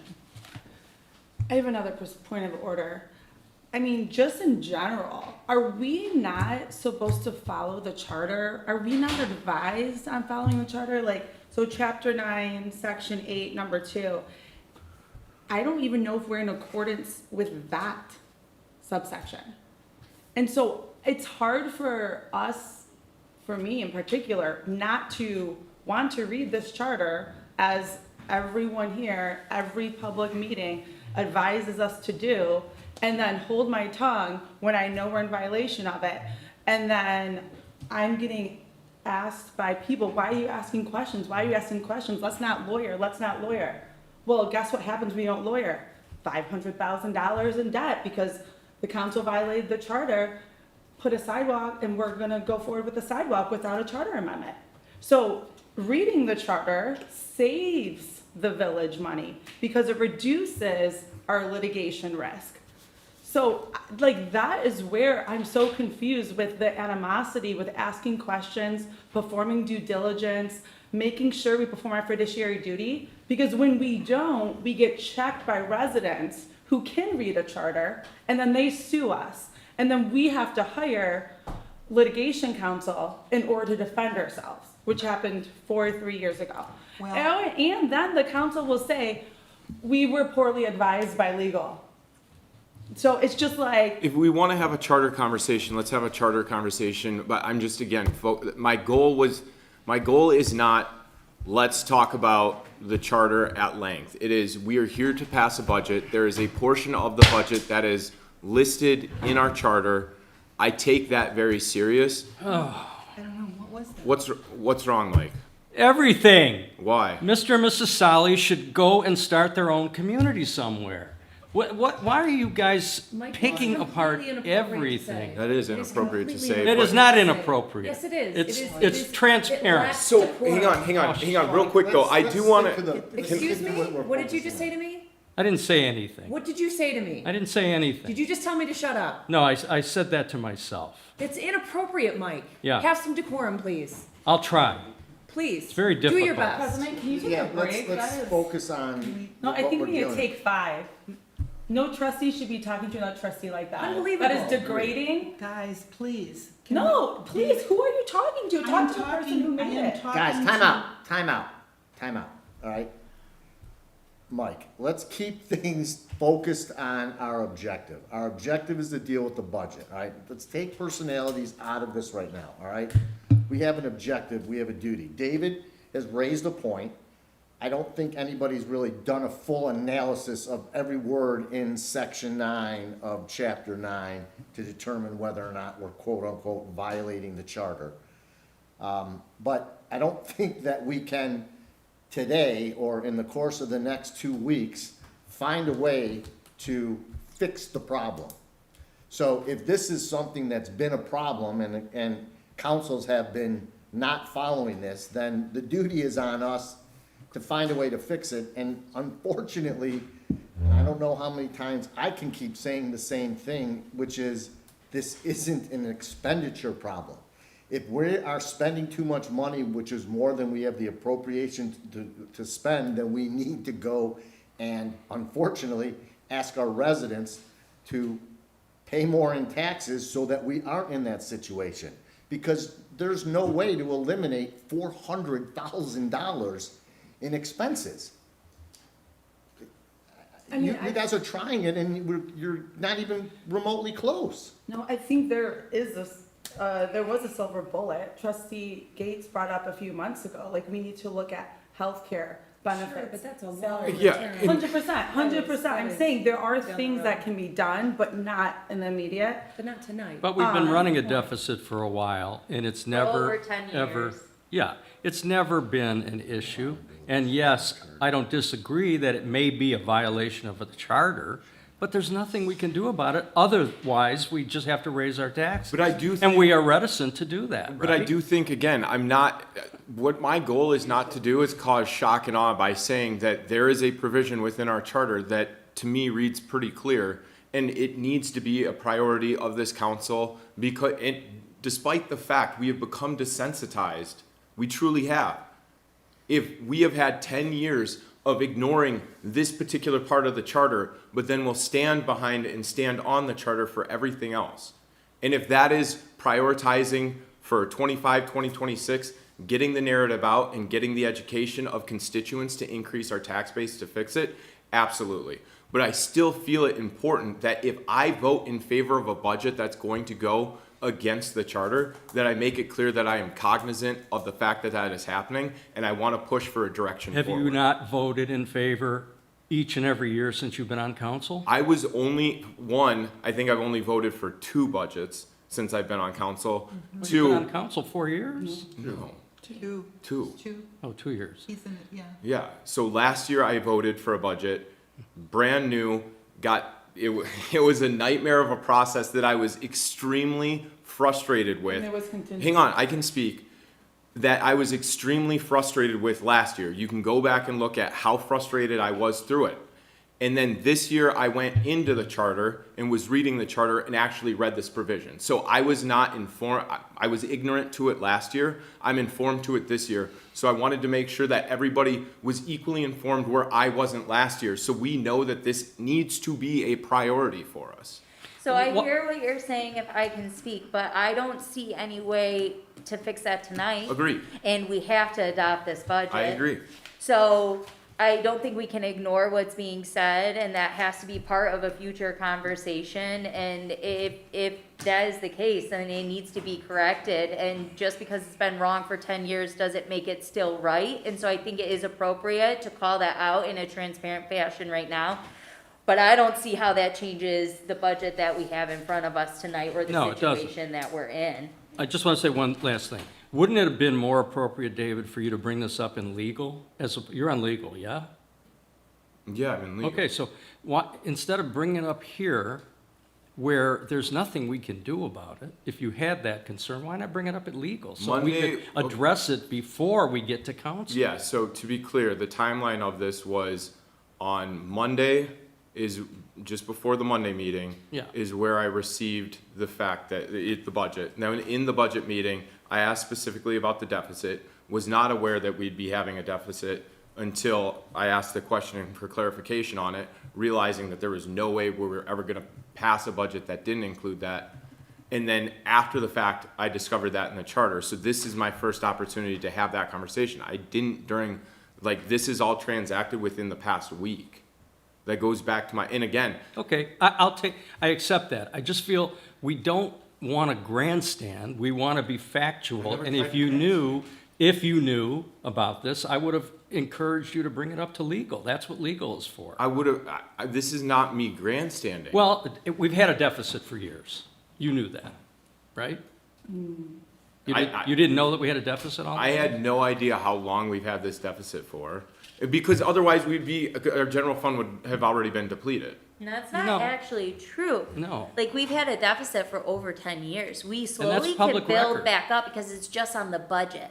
So we typically underspend on budgets. So these are projected deficits. But like, if you go to the slide that shows general fund balance, you see an increase and decrease. We still have a general fund balance. We're not running in the red. We still Right, I have get money, that. right? Yes. And so you can see years where the general fund balance, even when there was a deficit in the budget, that it increases based on different revenue streams or depending on what happened in that year. But it is true that for well over 10 years that this village has been operating on budgets that are presenting deficits. Absolutely. That was true. That was a known fact when I was in Franklin last time. I remember hearing it at meetings. And that's my only And, point. like, And everyone I was knew it just was saying- against the charter? I was just I saying, think no, no one's ever said anything about the charter, but I pulled data easily from 2018 showing that we've been doing it. I'm not saying it's right. I'm saying that can we as a council try and figure out what the path forward is tonight with a budget? Because I don't know how we fix that tonight. We and don't- we have to adopt a budget. So let me just say, I apologize for losing my temper, Trustee Gates. And I'm not trying to indict you. I'm simply saying if you had a question, and this has been coming up a lot, that we try to address these things before we get to the public session, so we don't bring the public into things that there's nothing we can do about in this case. The deficit is a problem. We all know it. The only solution to the problem is to raise our taxes. None of us want to do that. And I think the public is aware of that. But our public records are showing a deficit for 10 years. Yeah. And if you didn't know that before you ran for council, well, The reason I ran for council is for the good administration of government. And so I feel like I am doing exactly what I did for my platform, which is raising awareness of these things and the importance of them, let alone the fact that, again, I do think that I defer strongly to the committees that we have. And so the finance committee, I expect that the prime function of the finance committee is to have most of these conversations. Again, said multiple times tonight, not a numbers guy. I would love to come in, have a balanced budget and say, I deferred and trusted the other trustees. Check. I'm not moving. I'm not going to question what the due diligence that they put into it. That's not what happened. I hear you.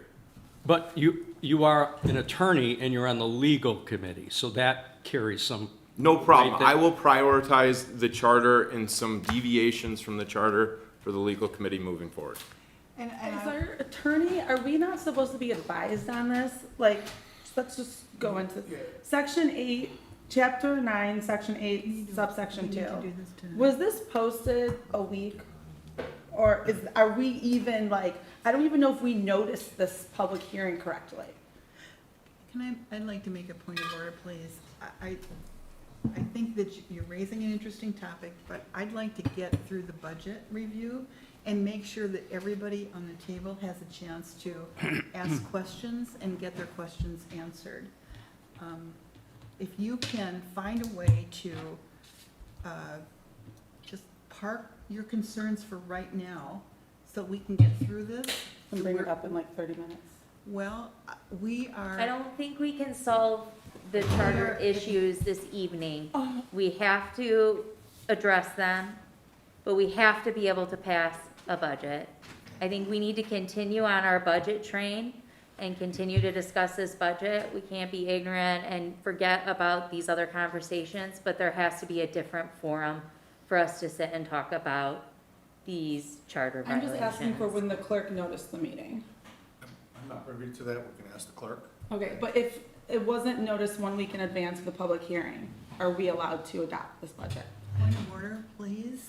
It was posted 15 days, we are allowed 6 days before a public hearing for a budget. The budget was posted? Act 2 was, and at any point, anybody could have come in and requested the budget Oh, at so the that public point. got it before we did?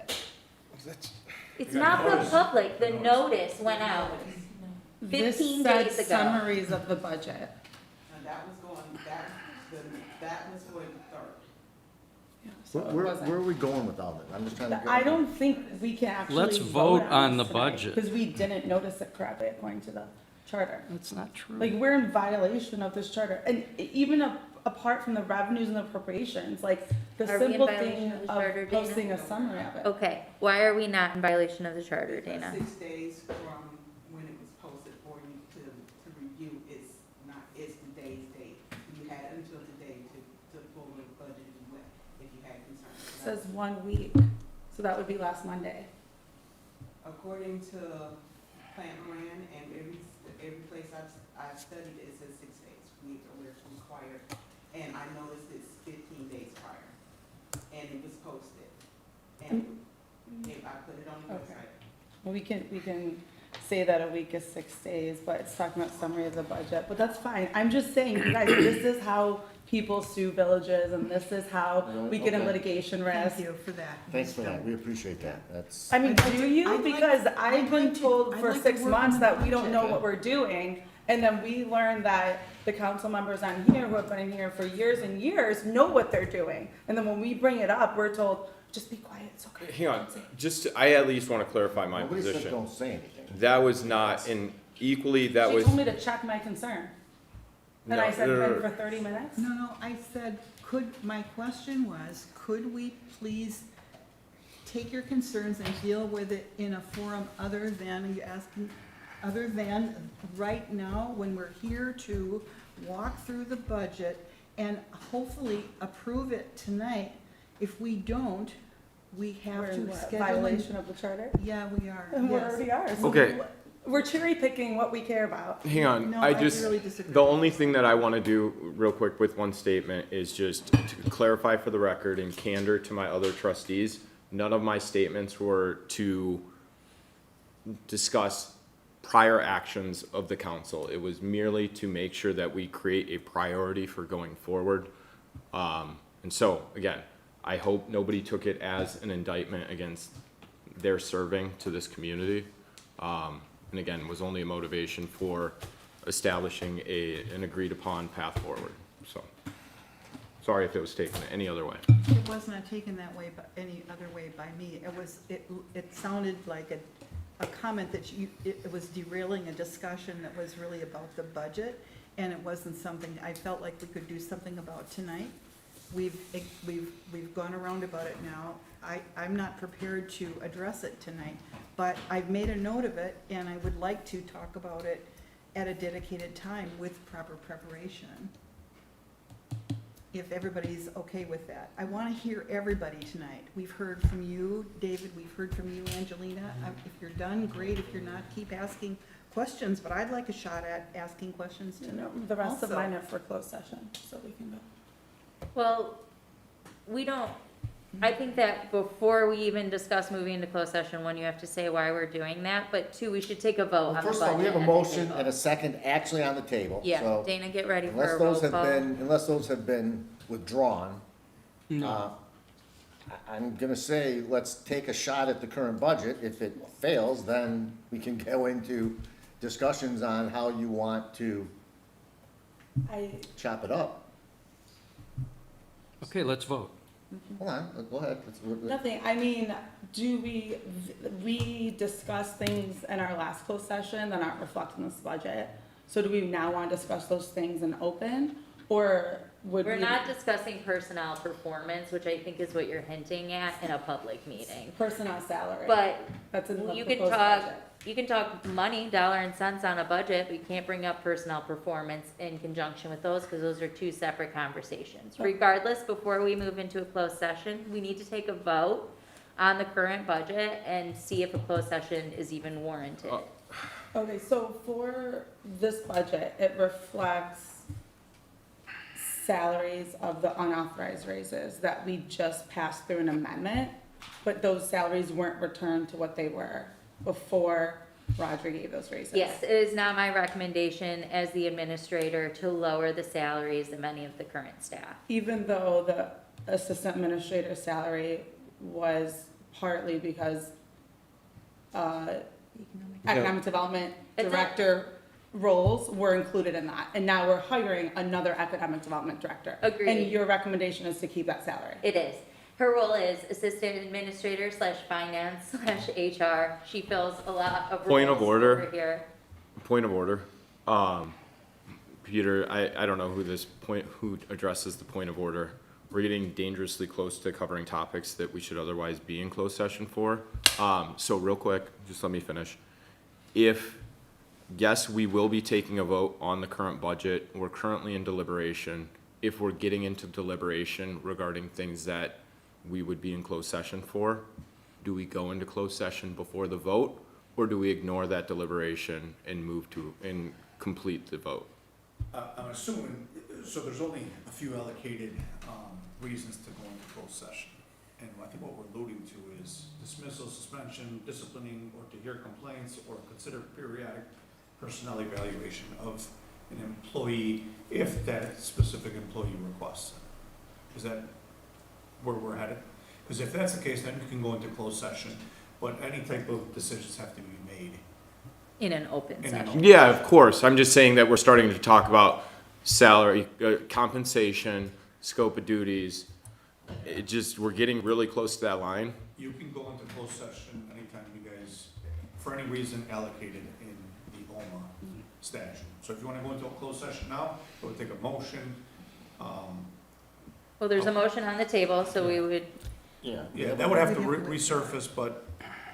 Sorry, the point that I'm making is, the point of order that I'm specifically looking for is, what is about to happen is that we still have one trustee who wants to have deliberation regarding a topic of closed session, with other trustees looking to move to a vote before that closed session would occur. So is that something that can happen? Or if somebody wants to hold deliberation regarding a topic that would warrant closed session, do we have to move to closed session? you can change the process midstream like what you guys are suggesting. What does the president want? I move to go to closed session.